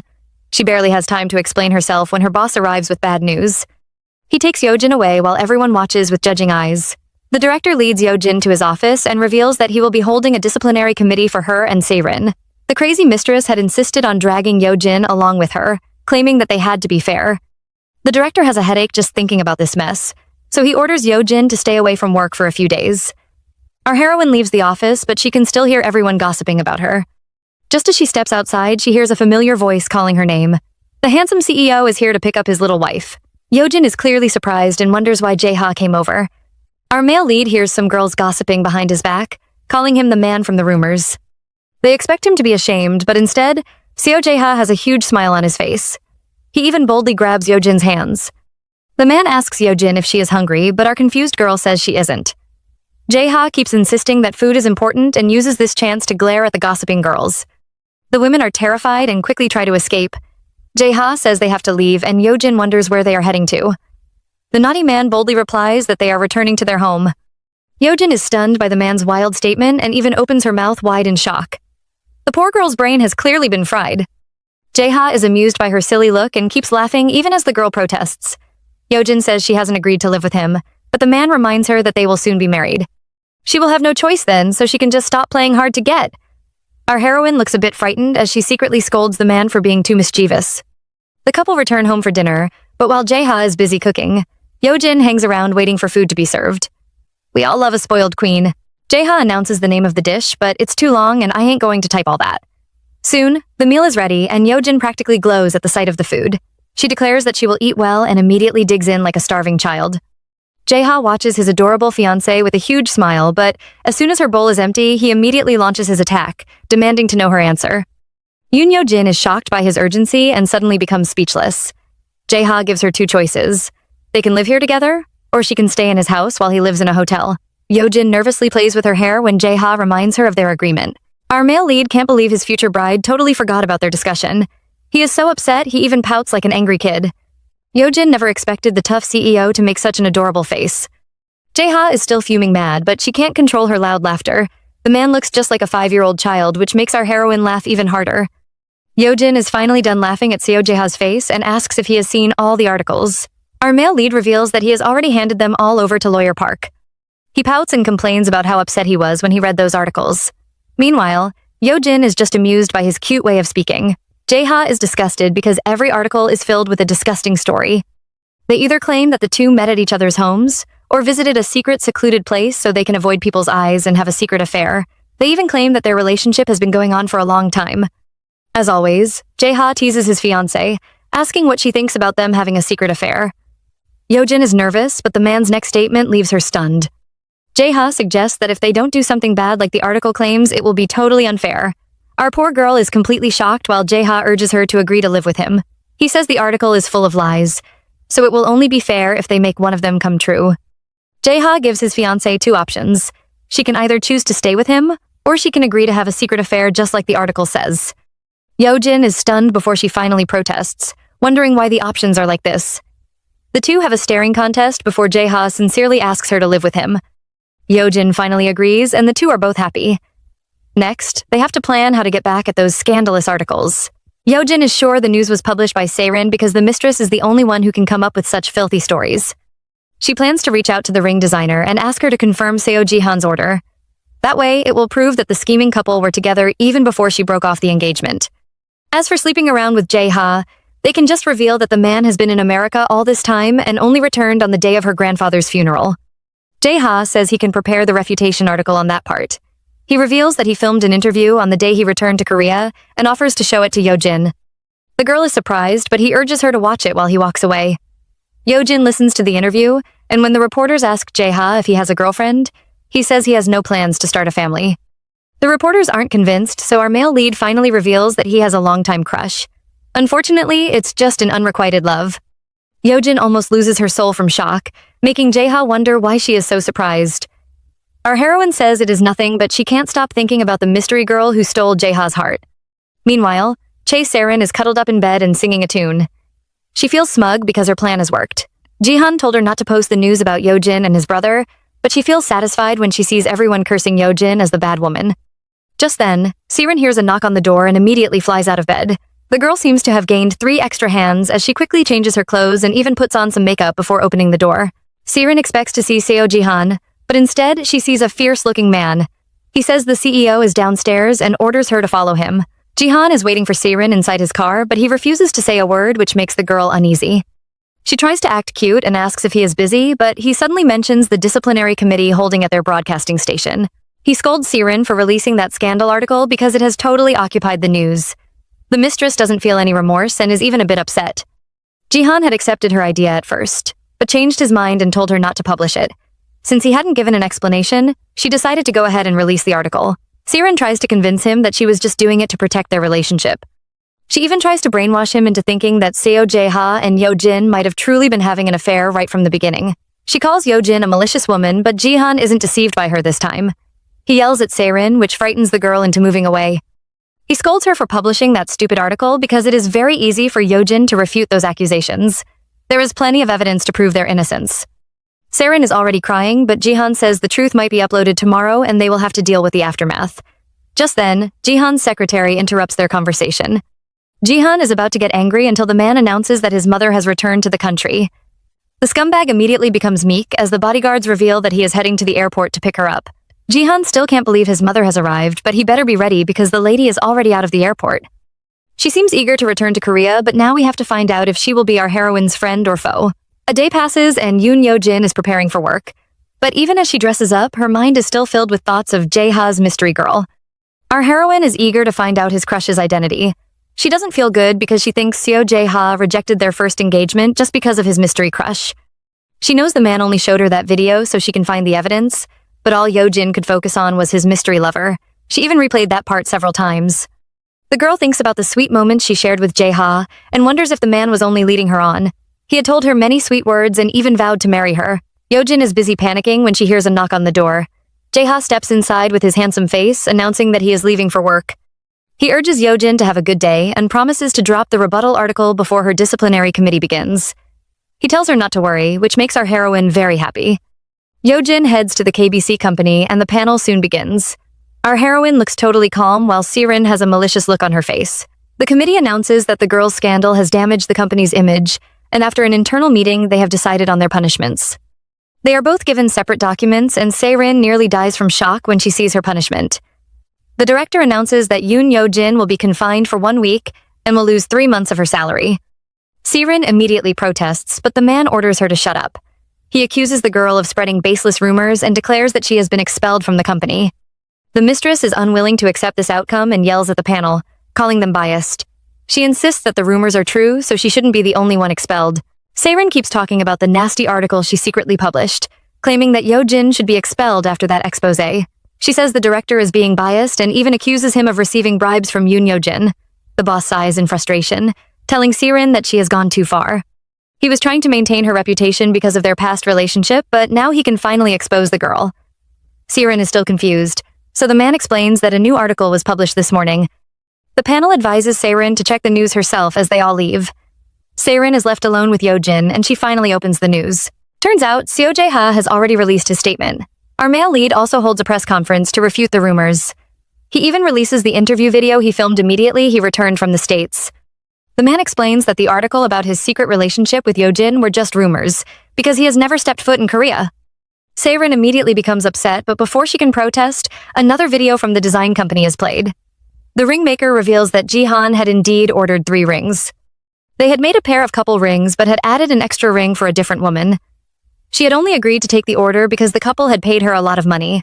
Everyone is shocked while Siren is about to pass out from shame. Jae-ha commands the press to stop spreading fake rumors or else his company will directly sue them all. Yoon Yeojin is pleased to see Siren's frightened face and mocks the girl for releasing such useless stories. The mistress is unwilling to accept defeat and tells Yeojin that she hasn't lost. She proudly says that people might call her a terrible witch, but it is only for a moment. She believes that in a few years' time, after she has her child and joins the Hojin family, Yoon Yeojin will begin to feel envious. She smirks as she thanks our heroine for moving her wedding forward. Yojin watches the delusional girl in disdain because she knows that staying by Jihan's side isn't as simple as she thinks. She even tells Seirin that there are mountains that she can never climb. Just then, our heroine receives a call from Jihan's mother, and the woman insists on having dinner with Yojin. Our female lead ends the call and smirks at the mistress. She reminds her that even though she has already broken off their engagement, Seo's mother still insists on having dinner with her. The woman they are talking about is currently staring at a picture of Seirin and her son, and she definitely doesn't look pleased.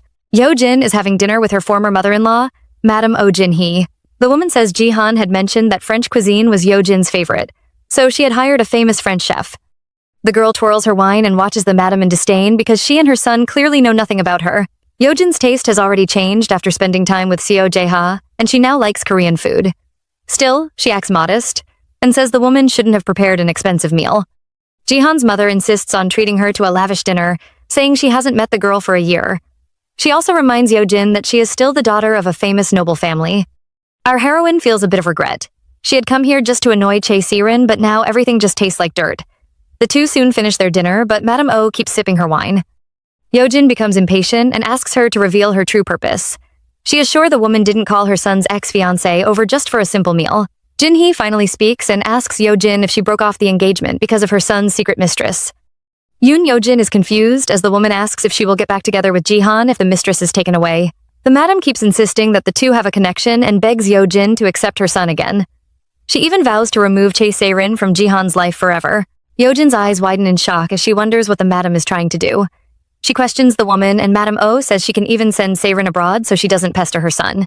Yojin is speechless because she can understand the madam's true purpose. Chairman Seo has always treated her like his own granddaughter, so if she marries Seo Jae-ha, Jihan's position as the successor will become unstable. The madam must have rushed back to Korea just to stop this marriage. Jin-hee says she can even send the mistress's child away and keeps saying she treats Yojin just like her own daughter. Yoon Yojin is filled with disgust because in her last life, Madame Oh had never shown her any kind. She can still recall the last look of disgust the woman had given her before she divorced her son. Yojin trembles in anger because the mother and son had kept her around just as a tool for success. Jin-hee says she can't accept a lowly woman like Chae Seirin. She doesn't believe the child belongs to Jihan, and even if it does, she plans to get rid of the baby. She urges Yojin to come back to her son, telling her to think of their past together. She even says it isn't a big deal for a man to cheat a little. Our female lead has had enough of the scheming woman and says her offer is already too late. She announces that her marriage partner has already been changed. Madame Oh immediately becomes furious as she realizes that Yojin never intended to listen to her. She asks why the girl bothered to visit, and our heroine boldly says she came to toy with Madame. She reminds Madame Oh that Jae-ha is still her eldest son, so either way she will still be the woman's daughter-in-law. She even praises the woman for raising Jae-ha into such a gentleman. Yojin secretly feels sad for her fiancé because he has terrible parents. He seems to have a lot of enemies, so his life must have been more horrible than hers. Yojin keeps praising Seo Jae-ha, but Madame Oh is unwilling to listen. She claims to be tired and urges the girl to leave immediately. Yojin agrees to go, but gives the woman a piece of advice. She says her son and Seirin fit quite well because they are both terrible scumbags. Oh Jin-hee screams at her future daughter-in-law, but Yojin focuses on the man standing in front of her. Jae-ha is here to pick up his fiancée. Yojin is surprised by his sudden visit, until he says he heard about the madam's return. The two totally ignore Madame Oh, causing her to almost die from anger. They really are a perfect match. Jae-ha grabs his wife and pretends to just have noticed his mother. The woman yells at him for stealing his brother's woman, but he replies that Yojin was first his fiancée. He is just taking back what belongs to him. Jae-ha warns her never to call Yojin over again or he might just take back the successor position. The couple leave with happy smiles and the angry Jin-hee calls them crazy people. She vows to punish the couple for humiliating her son. Our couple are once again having an awkward car ride. Yojin keeps glancing at Jae-ha because she has a lot to ask him, but right now she has no idea where to start. Yojin wonders what her first questions would be and imagines herself asking about Jae-ha's mystery crush. She immediately turns red in embarrassment, feeling ashamed to ask such a question. Yojin is too busy thinking about Jae-ha's love life and only just realizes that this isn't the way home. She finally asks Jae-ha, who teases her for being too slow. Yojin wants to know where they are headed because the sun has already set, yet they still haven't gotten off the highway. Jae-ha says he is taking her to a far place and Yojin immediately panics. Our heroine didn't bring along any luggage. The CEO says their world has gotten too noisy and if they tried to return home, the reporters would take 1,000 photos of the couple. Yojin immediately turns away because just thinking about that already makes her tired. She decides to check her phone, but the headlines are filled with news about her broken engagement. Her private inbox is filled with messages from all her friends asking about her new lover. Jae-ha notices his fiancé's frustrated look and promises to take her to a secret place where the two of them can just relax. The couple finally arrive at a huge mansion hidden inside the woods. Yeojin is excited because she never knew Jae-ha had a secret villa in a place like this. Her fiancé watches her with a smile and reveals that this is his personal property. The man becomes sad as he says it was given to him by his mother. Yeojin notices his sad look and tries to change the topic.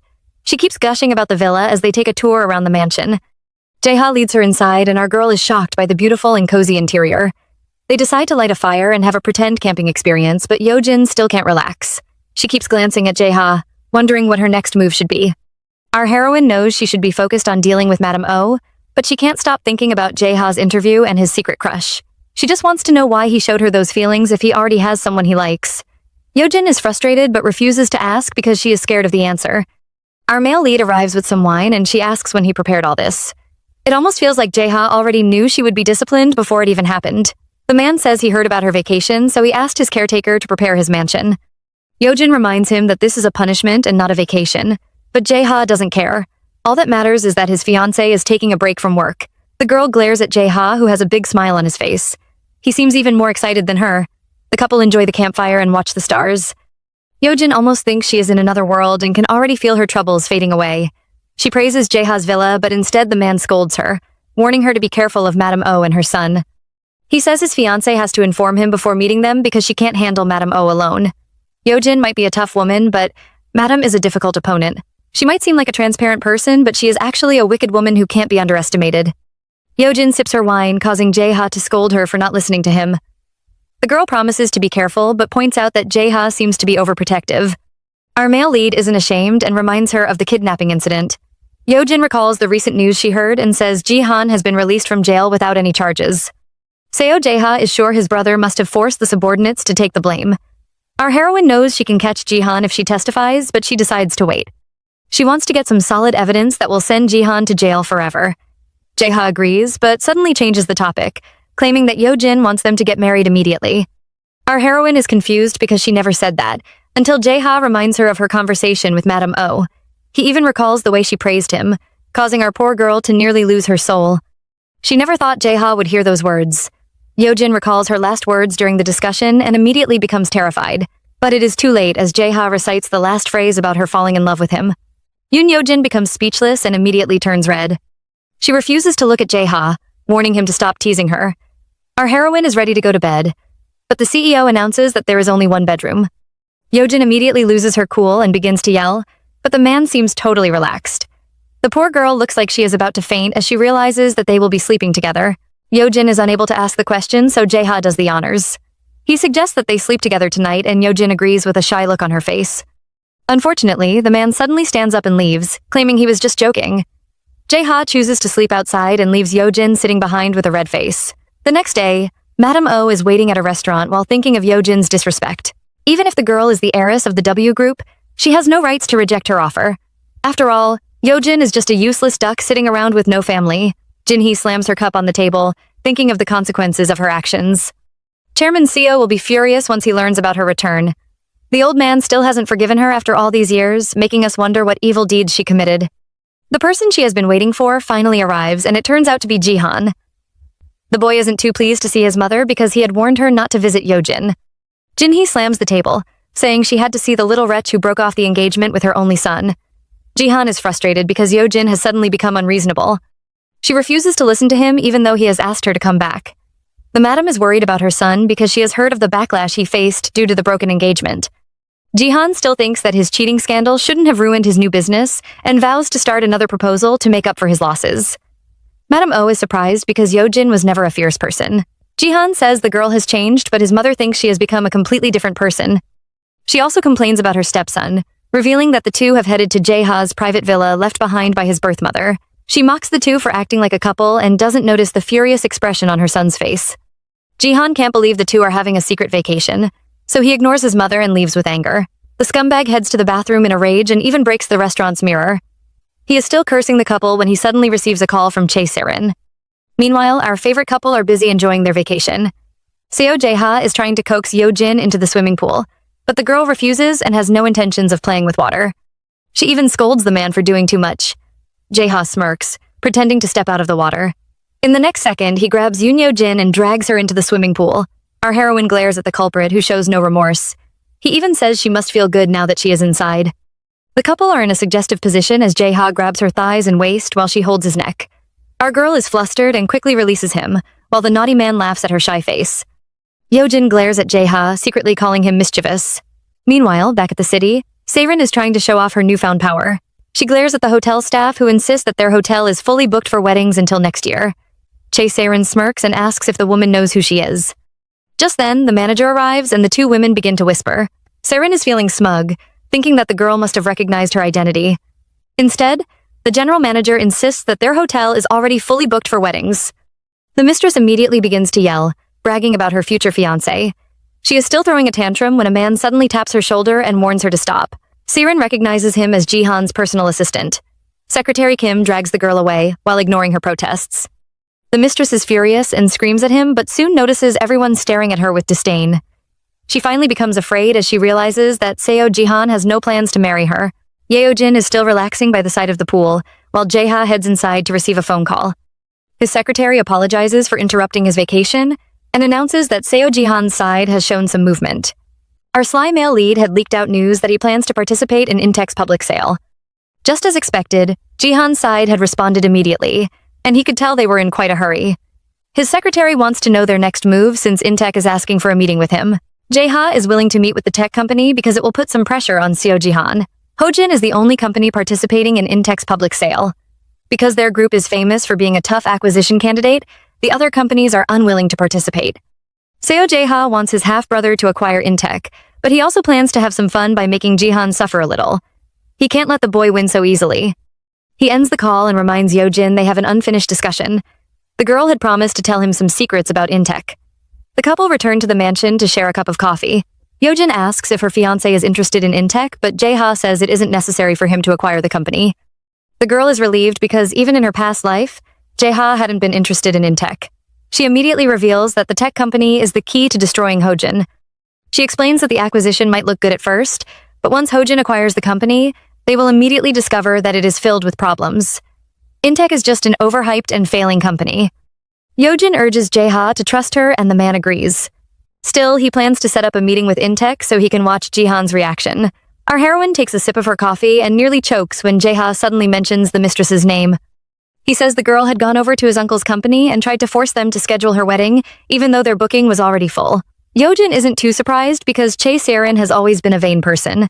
Jae-ha asks for permission to handle the mistress, and the girl agrees. She is curious about his plan, but the man only smirks. Jae-ha must have come up with something evil.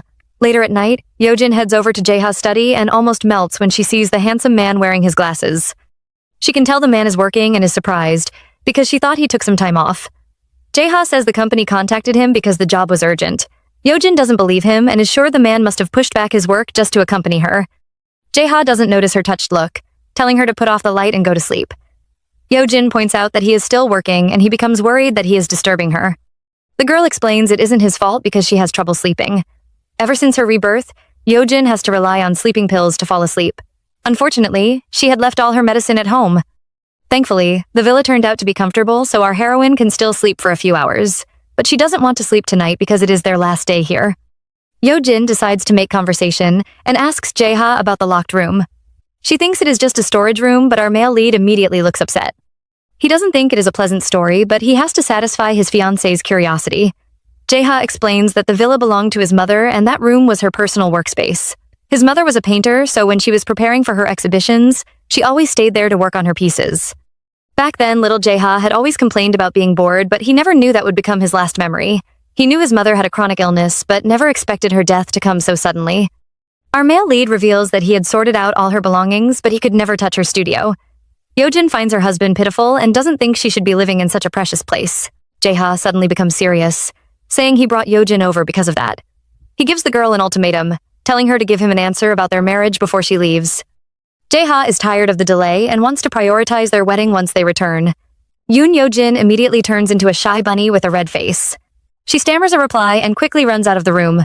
The naughty man says she should have a nice sleep, but our heroine is too flustered for that. Jae-ha is left alone and suddenly receives a mysterious phone call. After listening to their words, he suddenly asks the caller to set up a private meeting with Chae Se-rin.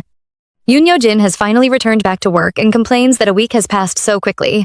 She thanks Jae-ha for driving her to work, and the man urges her to have a good day. Our heroine has a silly look on her face, and we can even see the diamond ring glowing on her finger. Our girl is totally gone. She steps inside the building, ignoring the people whispering behind her back. Yojin heads to the anchor room, and her favorite senior is happy to see her. She says she rested well before she remembers that she was supposed to be punished. The girl gasps and quickly says she spent the time reflecting. The two are enjoying their conversation when they suddenly hear two girls gossiping behind them. They are Chae Se-rin's friends, and they reveal that the mistress has finally chosen her wedding date.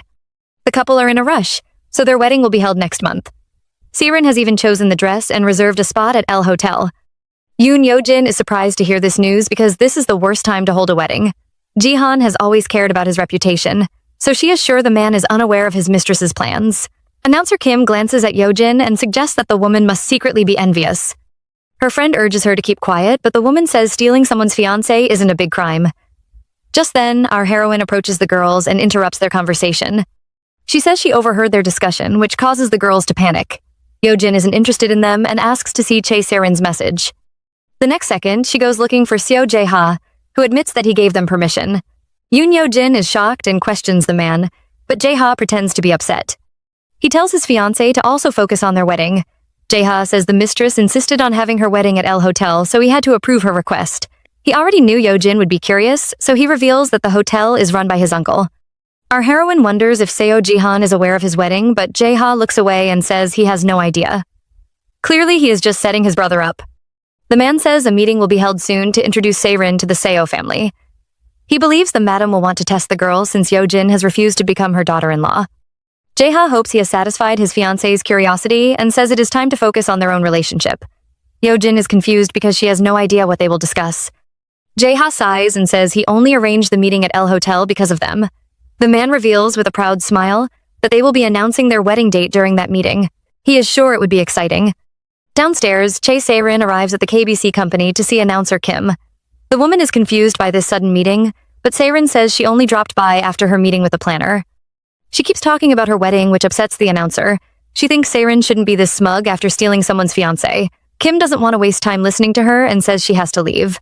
But just then, the mistress yells about her dead battery and says she has to reply to the planner. She borrows the announcer's phone and starts typing with a malicious look on her face. Kim becomes uneasy because the girl seems to be taking too long to send an ordinary message. She snatches her phone away from Se-rin and leaves immediately, but she doesn't see the evil smirk on the woman's face. Yo-jin returns to her office while trying to figure out what Jae-ha is planning. The man had only informed her that the meeting would be happening during the weekend. Just then, she hears people whispering behind her back and wonders if something is happening again. Well, she is correct, because her friend rushes in and tells her to check their announcer's community. Yo-jin takes a look, only to see a new article about her and Seo Jae-ha. This time, they claim she went vacationing with a man during her reflection period and abandoned her sick parents. Yo-jin visits the director to complain about the post. Her boss is frustrated because the news had already spread before they could try taking it down.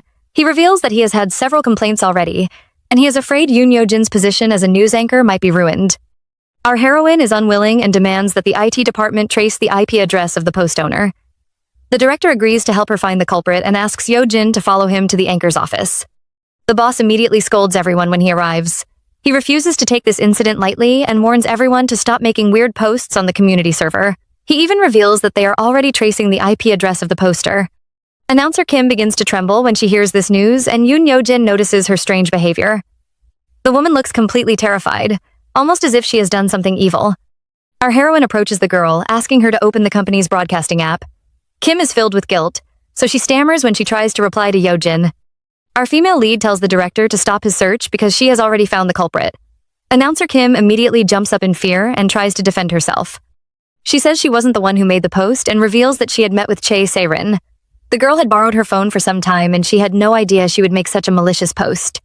Her other friends support her claims, saying they also saw Chae Se-rin hanging around the company. The anchors are all disgusted and call the mistress a miserable creep. They all think she must have gone crazy.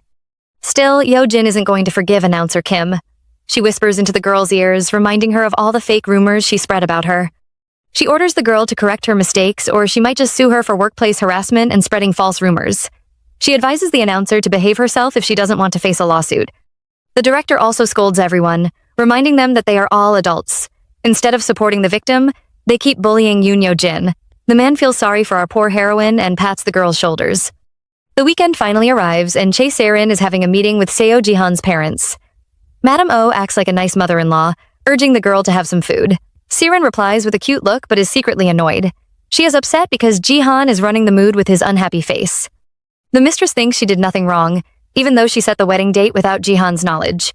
She glares at her lover but immediately smiles when his mother asks about the wedding venue. She happily reveals that she booked the L Hotel because it matches the Seo's family reputation. She feels smug because the L group contacted her the next day and agreed to her request. They claimed some VIPs would attend, but Se-rin completely ignores that part. She believes the hotel has finally recognized her importance. Ji-han is disgusted and secretly calls Se-rin a foolish woman. The L Hotel can make the top figures wait a year just for bookings, so why would they make an exception for Chae Se-rin? Even Ji-han knows something is off, but Se-rin is busy showing off because of her pregnancy. Madam Oh urges her husband to eat up, and the mistress notices that they seem close. She had thought their relationship would be distant since they lived in different countries. Se-rin was suspicious, but now believes the madam stayed in the US because of her sickness. She must have returned because she has fully recovered. Madam Oh is curious about Se-rin's job, but the mistress says she quit so she can focus on her husband and her baby. Ji-han's mother doesn't need the girl's support and only wants to know when the baby is due. Se-rin says her due date is close and insists that they rush the wedding. Ji-han protests, saying they will discuss later, but the mistress claims the date has already been chosen. She even invites her mother-in-law for the dress fitting. Just then, a waiter appears to announce that the rest of the guests have arrived. The party is confused because they didn't invite anyone else and are all shocked when Yo-jin appears with her fiancé. Madam Oh and her son are both upset to see the annoying couple. Jin-hee asks her son if he invited them over, but the boy says he would never do something so stupid. Min-guk is the only one who looks calm as he asks the two to explain their presence. Madam Oh says tonight's dinner was supposed to be between them and Chae Se-rin. Yo-jin pretends to be surprised, saying the mistress must not have known that the reservation had changed. Se-rin tries to act tough as she calls for the manager and insists that she booked this hotel herself. Seo Ji-han is more focused on Yo-jin and even tries to drag the girl outside for a conversation.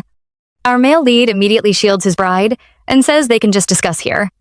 Ji-han calls the girl's name, but his brother reminds him to address her properly. After all, she is going to be his wife. The scumbag swears at his brother, but our male lead totally ignores him. Instead, he wants to know if Chae Se-rin liked his little gift. Jae-ha reveals that he helped her secure the room at L Hotel, and the mistress is shocked.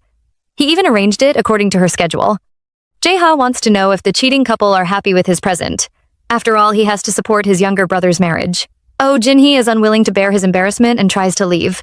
Jae-ha says it will be better if she disappears because he has also invited the old chairman to their gathering. Min-guk is shocked to see his father, while Jin-hee trembles in fear. Jae-ha pretends to be surprised, asking if his grandfather didn't know about Jin-hee's return. The woman is shocked speechless by Jae-ha's nasty plan, but the old chairman is even more stunned. He questions his disobedient son, wondering why they have all gathered for a secret meeting. He is upset when he notices Jin-hee because he had warned the woman never to appear in front of him. The old master yells at Ji-han for having dinner when he is supposed to be fixing the company's ruined image. He calls the boy worthless as he realizes that his brilliant solution is just to have a wedding. Grandpa Seo is disappointed by this useless family and asks Jae-ha to explain why he brought him here.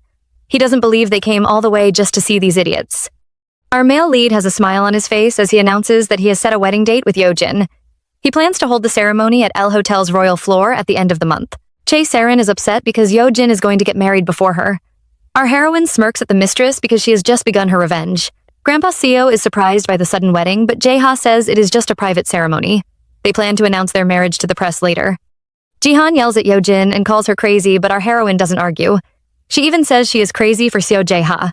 She glances at the terrified scumbags, asking them to come to her wedding and give their blessings. Yo-jin is currently feeling disappointed. The couple have just returned, but Jae-ha is already leaving for a business trip. The man says he has to travel now, so it won't affect their wedding date. Besides, Ji-han is already asking about their meeting with Intech. Our male lead has to travel now, so his brother will panic and rush to take over the bidding. Yo-jin glances at his huge luggage, wondering how long he will be gone. Jae-ha says it might take 5 days or longer, depending on his schedule. His fiancé is worried that he might be tired, but the man is more upset that he wouldn't attend her dress fitting today. Jae-ha looks like a disappointed child because he really wanted to see Yo-jin in her wedding dress. The girl is amused by his cute behavior and says she can try the dress alone. In her past life, she had attended all her dress fittings alone, and Chae Se-rin had only helped her pick a dress. Yo-jin promises to send Jae-ha pictures, and the man is barely appeased. The girl arrives at the fashion house and the ladies help her into an extremely gorgeous dress.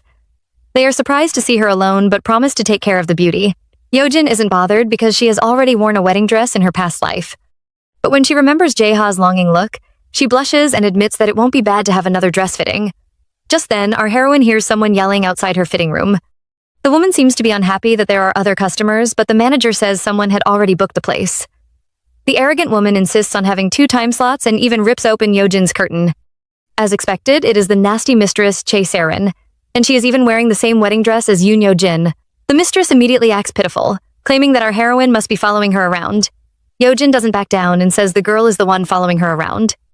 Se-rin yells at the assistants, refusing to wear the same dress as Yojin. The manager apologizes and explains that they both booked the same time slot. She even offers to reschedule, but Chae Se-rin refuses. She says her mother-in-law is coming over and Yojin is shocked. Just then, Madame O arrives and Se-rin welcomes her with a proud face. The woman isn't pleased to see the girls wearing the same dress and immediately demands to know what is happening. Well, at the end, our heroine ends up taking the dress while Se-rin sulks in a corner. She mocks Yoon Yo-jin, calling the girl pitiful for showing up alone to her dress fitting. Our heroine says the girl is also the same, causing Se-rin to nearly faint from anger. She insists that her mother-in-law is around and Seo Ji-han is busy.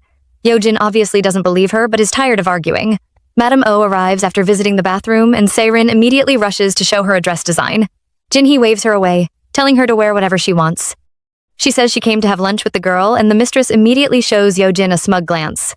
Our heroine ignores the mistress as she rushes off to try on the dress. The room is filled with an awkward silence and Yojin nearly bows as she prays for the staff to arrive with her bill. Madame O suddenly breaks the silence, asking why Jaeha isn't present. She smirks and says her son would definitely show up if he was the groom. Why isn't he here for his mistress then? Yojin is frustrated because Jin-hee is still upset that she rejected her proposal. She is about to reply when someone suddenly grabs her shoulder. Jaeha appears by her side and warns his stepmother to stop pestering his future wife. Jin-hee is shocked by Jaeha's sudden appearance and wonders if the man is some sneaky ghost. Meanwhile, Yojin stares at Jaeha with loving eyes as the man says he abandoned his business trip. She almost cries because Jaeha turned his car around just to see in her wedding dress. Madame O is filled with anger as she watches this forced PDA. The two even start to talk about the dress pictures, causing the madam to nearly faint. Jaeha is really excited to see her wedding dress and Yojin promises to surprise him at the wedding.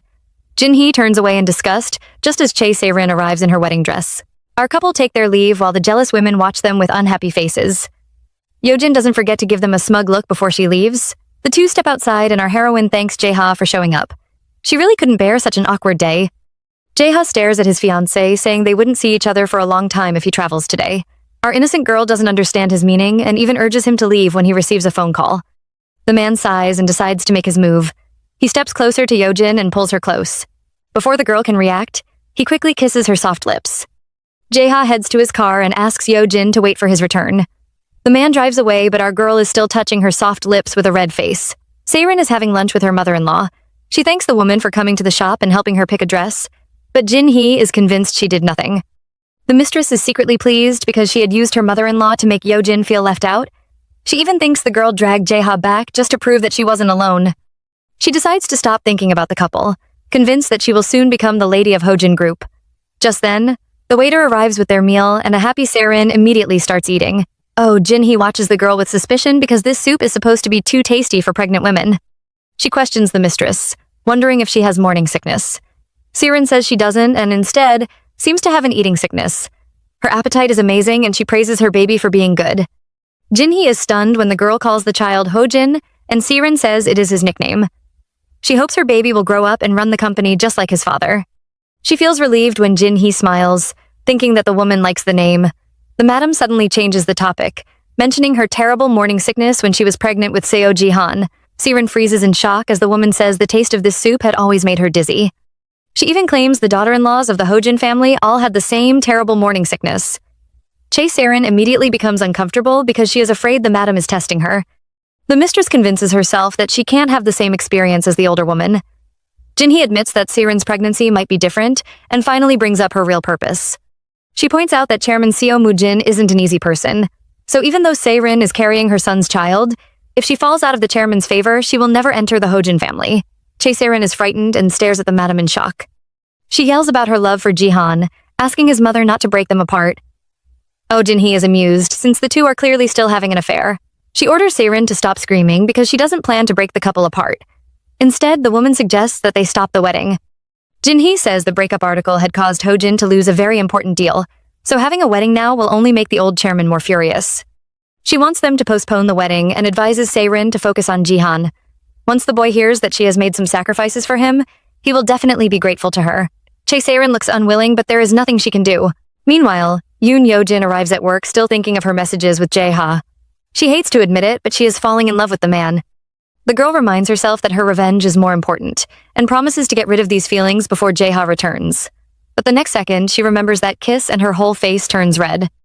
Yojin yells at herself to focus just as her friends arrive with suspicious pink bubbles floating above them.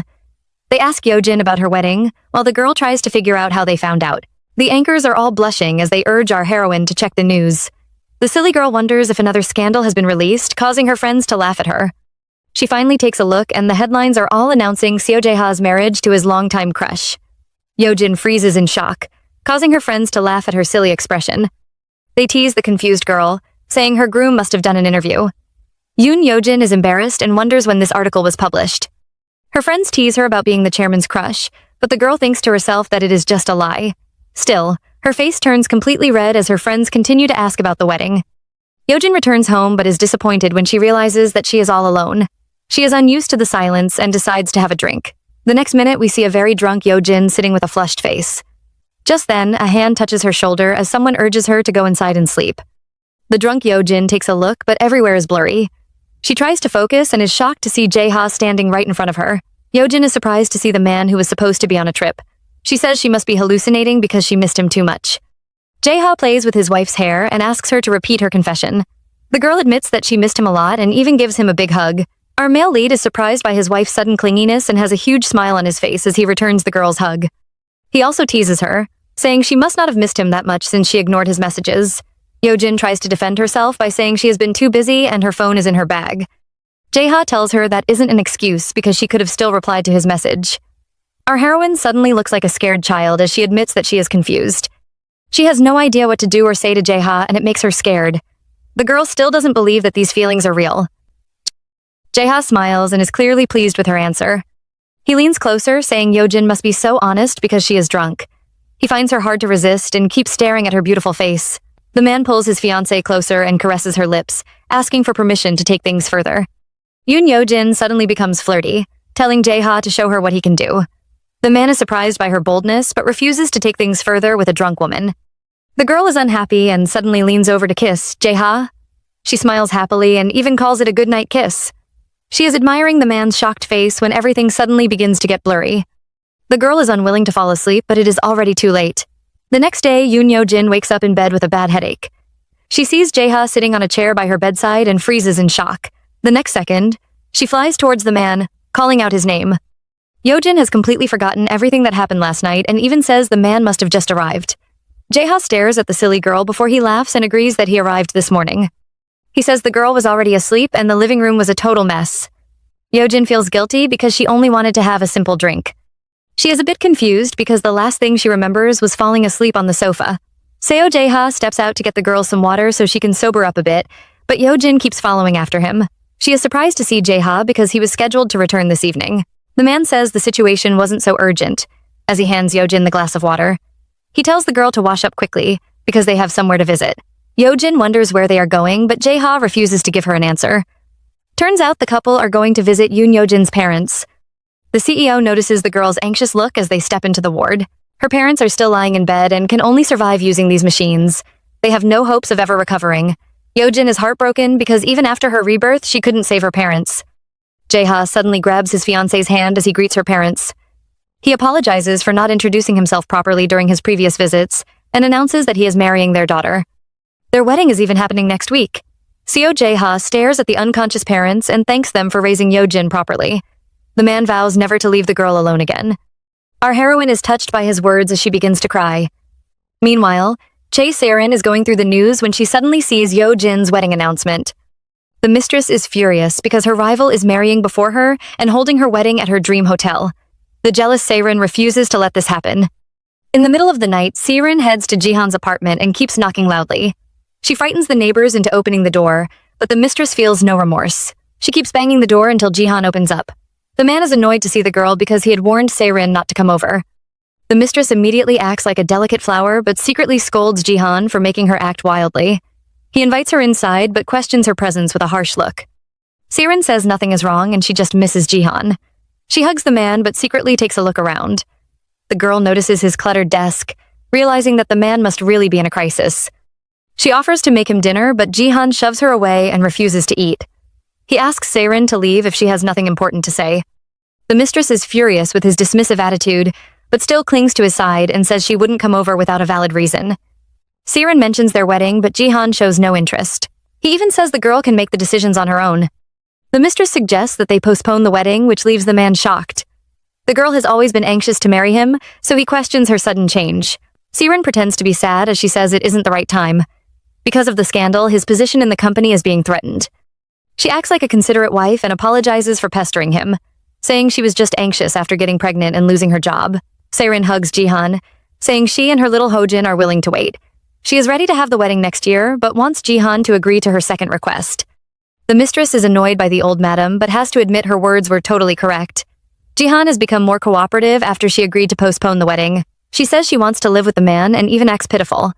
She reminds Jihan that she is pregnant, so it is dangerous for her to live alone. The man stares at the annoying girl for a second, then says she can do whatever she wants. He leaves, but behind his back, Se-rin has a sly smile. She might agree to postpone the wedding, but she has to live together with Jihan. She declares that the man is hers, even though she is the only one who wants him. A week passes by and the day of Yoon Yojin's wedding arrives. The servers are busy decorating the venue while Yojin is dressing up. The girl can't believe she is getting married again. We can even see a drop of nervous sweat on her face. She recalls her last meeting with Chairman Seo, where she apologizes for breaking off the engagement. The man wasn't too bothered until she reveals that more terrible things might happen in the future. The old man is confused, but she says she can't reveal the secret. She tells him to trust Jae-ha if something happens to Hojin because her fiancé has always valued his grandfather and will never do anything to hurt his company. The old man truly has no idea what these children are planning. Still, when Yojin hands him her wedding invite, he suggests that he walks the girl down the aisle. Back to the present, the makeup artists are all stunned by the bride's beauty. Yojin is about to thank them when a certain someone interrupts and says she always looks pretty. Jae-ha stares at his soon-to-be wife, because seeing her as his bride makes her look even more beautiful. The couple share a loving look and force us single birds to witness this PDA. We aren't the only ones suffering because Se-rin is also unhappy when she sees the decorations. She hoped the wedding would be shabby because it was supposed to be private. But other than the absent media, everyone around is an important figure. The wedding might be rushed, but it is still beautiful. The mistress glances at Jae-ha's picture, noticing that he looks completely different from Seo Ji-han. Still, he must have inherited the family's shameless behavior because he only sent her a wedding invite 2 days ago. Just then, our gorgeous bride arrives holding the chairman's hand. The old man walks her down the aisle as they head towards a happy Seo Jae-ha. Jae-ha doesn't wait for his father to hand Yojin over to him. Our male lead rushes forward and takes his wife's hand with a happy smile. The two share a sweet glance which makes everyone happy except for Chae Se-rin. The mistress is furious because she always wanted to get married, but Yeo-jin beat her to it. The sly witch had even stolen the wedding she desired. Se-rin is also angry at Jihan because he had promised to show up later, but he still hasn't arrived. She glares at the old master, cursing him for always ignoring her presence. She believes she is also part of the Hojin family. Just then, Jae-ha glances at the mistress, causing her to freeze in shock. Se-rin is frightened by his harsh look and immediately escapes from the venue. She secretly vows to ruin the couple no matter what it takes. The girl heads outside, only to see Jihan watching from afar. She immediately yells at him, wondering why he didn't show up when she has been looking for him. Se-rin keeps calling his name, but Jihan totally ignores her. His angry gaze is focused on the happy couple who are sharing sweet looks. The mistress finally takes a look and is furious at the man for ignoring her. She keeps calling his name, but Jihan pays her no attention. Instead, he trembles in anger as he watches his eldest brother kiss his ex-girlfriend.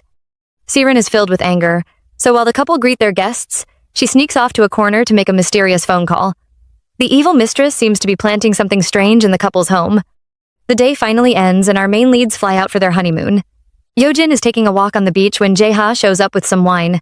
He notices his wife's thoughtful look, but the girl says she was just recalling her past. The two are definitely a couple because Yojin also thought of having a drink. She wonders why the beach is empty until Jae-ha explains it is a private property that belongs to Hojin. The beach will be open to the public in the morning but will be closed for the couple's use for the rest of the day. Yojin is pleased and keeps walking while Jae-ha watches her with a huge smile.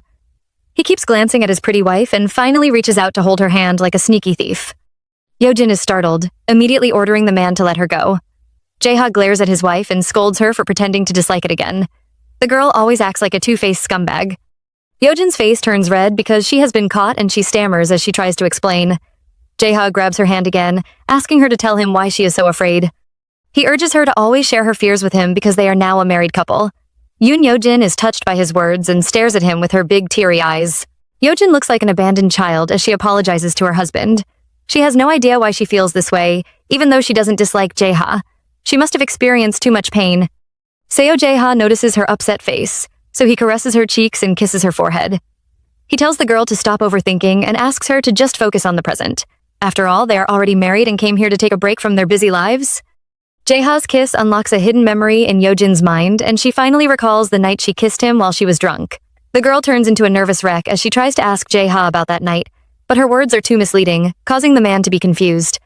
He thinks she is jealous about the interview, until she asks if everything was just a dream. Jae-ha finally realizes that she is talking about the night she kissed him while drunk, a few days ago. He says it wasn't a dream, and poor Yojin almost faints. She immediately pushes him away, turning around and trying to hide her red face. Jae-ha is surprised that she remembered, but the girl pretends to only recall a little. The naughty man moves closer and teases her, saying she must have recalled some extremely steamy parts. Yojin's face turns red as the man promises to make her recall everything. The girl is still confused when he suddenly grabs her waist and leans forward to kiss her. The two share a long and passionate kiss until Yojin suddenly starts protesting. She pushes the man away, yelling at him to stop. The girl once again looks terrified, causing Jae-ha to wonder why she is so afraid. He wants to know if she loves him, but our heroine is too scared to reply. He says love is a natural feeling, so Yojin shouldn't be afraid. The girl thinks it might be easy for others, but they aren't a normal couple. Jae-ha asks her to be honest about her feelings and stop thinking about their revenge. Our heroine tries to protest, but the man suddenly admits that he likes her. He says ordinary words aren't enough to express his feelings because his love for her has grown too big. Jae-ha can't hide his feelings for Yojin, and he is sure the girl must have felt it. Ever since the day he met her, his life has already changed. Yoon Yojin is touched by his confession and suddenly attacks the man with a hug. The two collapse to the ground as she finally admits that she also likes him. Our male lead has a huge smile on his face, and the two once again confirm their feelings. A few days later, Jihan receives a report from his men, and his assistant says Intech's final bidding announcement will soon be released. He has also been monitoring our couple and reports that they have returned from their honeymoon and are heading to their house in Seoul. The assistant informs Jihan that his older brother is also preparing to acquire Intech. Seo Jihan smashes the room, cursing his brother for always causing trouble. He can't believe the man is also preparing to acquire Intech. Jihan had only planned to invest in Intech, but because of his brother's threat, he decides to merge with the tech company. The scumbag knows the risk will be greater than a simple investment, but if the merger succeeds, he will also gain a lot of profit. Hojin will become an international company if they manage to acquire Intech. Jihan is pleased with the idea, but there is a huge problem. His company doesn't have enough capital. He had planned to use W Group's assets to fund the investment, but after his failed engagement with Yojin, his plan was ruined. The vice chairman of W Group, Young Min, had advised him to sell off his other companies and real estate and use the rest of his assets as collateral. The man had even suggested a shady place known to give out loans. Jihan recalls this advice and wonders if he has to really sell all his assets. He decides to seek advice and asks manager Kim to arrange a meeting with a man named Jung. The master is known to handle such troublesome situations. Just then, Chae Sirin interrupts the men with her annoying voice, announcing that she has prepared some fruits. Manager Kim leaves while Jihan isn't impressed. He has no interest in the apples and asks Sirin to prepare for his mother's visit tomorrow. The mistress pretends to be happy, but secretly wonders why her lover is upset again. She acts cute and asks the man to accompany her, but Jihan looks tired of her antics. He refuses to follow her, causing Sirin to glare at him in anger. She finally realizes that Seo Jihan has changed. Well, it took you long enough. The next day, Sirin accompanies Jin-hee to the department store, but the woman immediately throws a tantrum. She is upset when she finds out the private rooms have all been booked and keeps yelling at the managers even after they apologize. Chae Sirin is amazed by her mother-in-law's personality and thinks to herself that the woman is worse than her. Jin-hee must have a very thick skin because she can even ignore the people staring at her with disdain. The woman keeps bragging about her wealth, and Sirin can't handle the embarrassment any longer. She rushes to the madam's side and suggests that they leave, claiming that the store has terrible service. Jin-hee agrees to visit another shop, and the managers all sigh in relief. A few hours later, the women are having lunch, but Madame O is still complaining about the store. She calls them rude while Sirin listens with an embarrassed look. Jinhee finally calms down and watches Seirin as she sips her tea. She wants to know if the girl is willing to join their family, and the mistress immediately agrees. She starts talking about her love for Jihan, but Madame O isn't interested in her long speech. She says the girl must give birth to a son before she can join the Hojin family. Meanwhile, Yoon Yo-jin finally wakes up but panics when she sees Jae-ha stepping into the room. The man kisses her forehead as he invites her to join him for breakfast. Our heroine immediately becomes speechless and her whole face turns red. Jae-ha is amused, so he rubs her little head, wondering why she is embarrassed by such a simple kiss. He steps out of the room, leaving the flustered girl alone. Yo-jin is convinced that the man must be unbothered, but doesn't know that the mighty CEO is currently singing as he washes the dishes. The couple settle down for breakfast, but Yo-jin keeps staring at Jae-ha. She says she has a question, and the man wonders if they are about to have another interview. The girl asks about his plans for Intech, and our male lead is immediately disappointed. He thought his wife was finally going to ask some personal questions or even suggest that they go on a date. The poor girl is flustered and tries to explain herself, but Jae-ha refuses to beg for her affection. He reveals that he had a meeting with Intech and listened to their conditions. He even managed to get more information about their relationship with Hojin and discovered that Jihan is very desperate about this merger. After his broken engagement, his younger brother became obsessed with the company. Yo-jin knows Jihan can only be ruined if Hojin acquires Intech. No matter what happens, the merger must be successful. Jihan interrupts her thoughts, saying the final bidding announcement will soon be released. Yoon Yo-jin is surprised by the sudden rush until Jae-ha reveals that the final bidder has already been chosen. She wonders if Jae-ha influenced the decision, and the man admits that he planned everything. After all, he also wants to see Hojin collapse. Jae-ha believes his brother will soon bite their bait and can't wait to share a toast with Yo-jin when the time comes. Still, he is unhappy to see her happy face and points out that her eyes light up when she talks about Jae-ha. Yo-jin says it is because their revenge will soon happen, but our petty CEO is still upset. He doesn't want his wife to look happy when talking about another man. Yo-jin is stunned by her husband's jealousy and immediately becomes flustered. She panics when the man approaches her looking for a kiss and quickly covers his greedy lips. She says they were just eating, but Jae-ha isn't bothered. He even says the kiss might feel better with the sweet taste of soybeans. Such a freak. Some days later, Yo-jin heads to Daejin Hospital to visit her friend, Jin-hyun. She feels sorry because she didn't send the girl a proper invitation to her wedding, so she hands her a present. Jin-hyun keeps saying the girl shouldn't have bothered, but quickly grabs the package with a touched face. She is worried about Yo-jin's condition, and our heroine says she hasn't been sleeping well. Jin-hyun suggests that she might be pregnant, and Yo-jin immediately panics. Her friend is amused to see her red face and can't stop laughing. A few minutes later, she finally calms down and asks Yo-jin about her condition. Our heroine reveals that she still has trouble sleeping without her medicine, and even the special treatment that Jin-hyun recommended wasn't effective. The doctor says Yo-jin won't get better if her worries aren't resolved. The girl asks for another prescription, and her friend promises to get her some drugs. She tells Yo-jin to also visit her, sometimes even without an appointment. The guilty Yo-jin agrees and suddenly asks if Jin-hyun knows Seirin's doctor. Her friend is confused at first before she finally remembers the mistress. She says she hasn't heard anything about Chae Seirin. Yo-jin is suspicious because she knows the mistress's personality. Since Hojin is related to Daejin Group, Seirin will surely show off if she visits the hospital just like she did in her past life. Jin-hyun offers to ask around if Yo-jin is really curious, and our heroine thanks her for her help. A few days later, Yoon Yo-jin is at the company when she receives a message from Jin-hyun. The girl says the doctors have no record about Seirin, which our heroine finds strange. She doesn't believe the mistress would visit another hospital. Yo-jin is trying to figure out Seirin's plan and immediately guesses that the girl might be faking her pregnancy. In her previous life, the mistress had only gotten pregnant 5 years later. Yo-jin is terrified by this idea, but is interrupted by her panicking friend. The man announces that their script has been changed because breaking news has just arrived.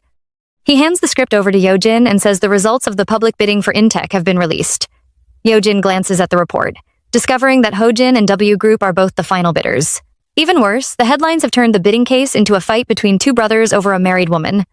The next day, Jihan is preparing to head to the bidding venue when Chae Seirin stops him. She urges him to have breakfast, but the man is disgusted when he sees the meal. The girl proudly says she made it herself while he asks for the housekeeper. He isn't pleased when Seirin says she sent her away, telling the girl that she had no rights. He says he only likes the mistress's snacks and calls her meals disgusting.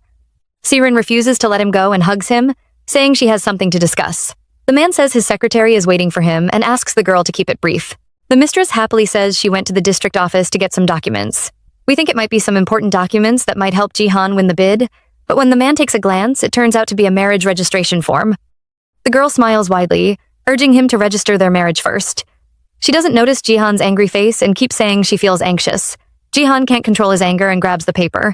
He rips it to shreds and throws the pieces in Chae-Siren's face. He scolds the mistress for stopping him over this nonsense and says the girl has no brains. Chae-Siren sheds some tears, but her suffering has only begun. Enjoying this so far? Comment Yojin for part 4. Until next time, ciao.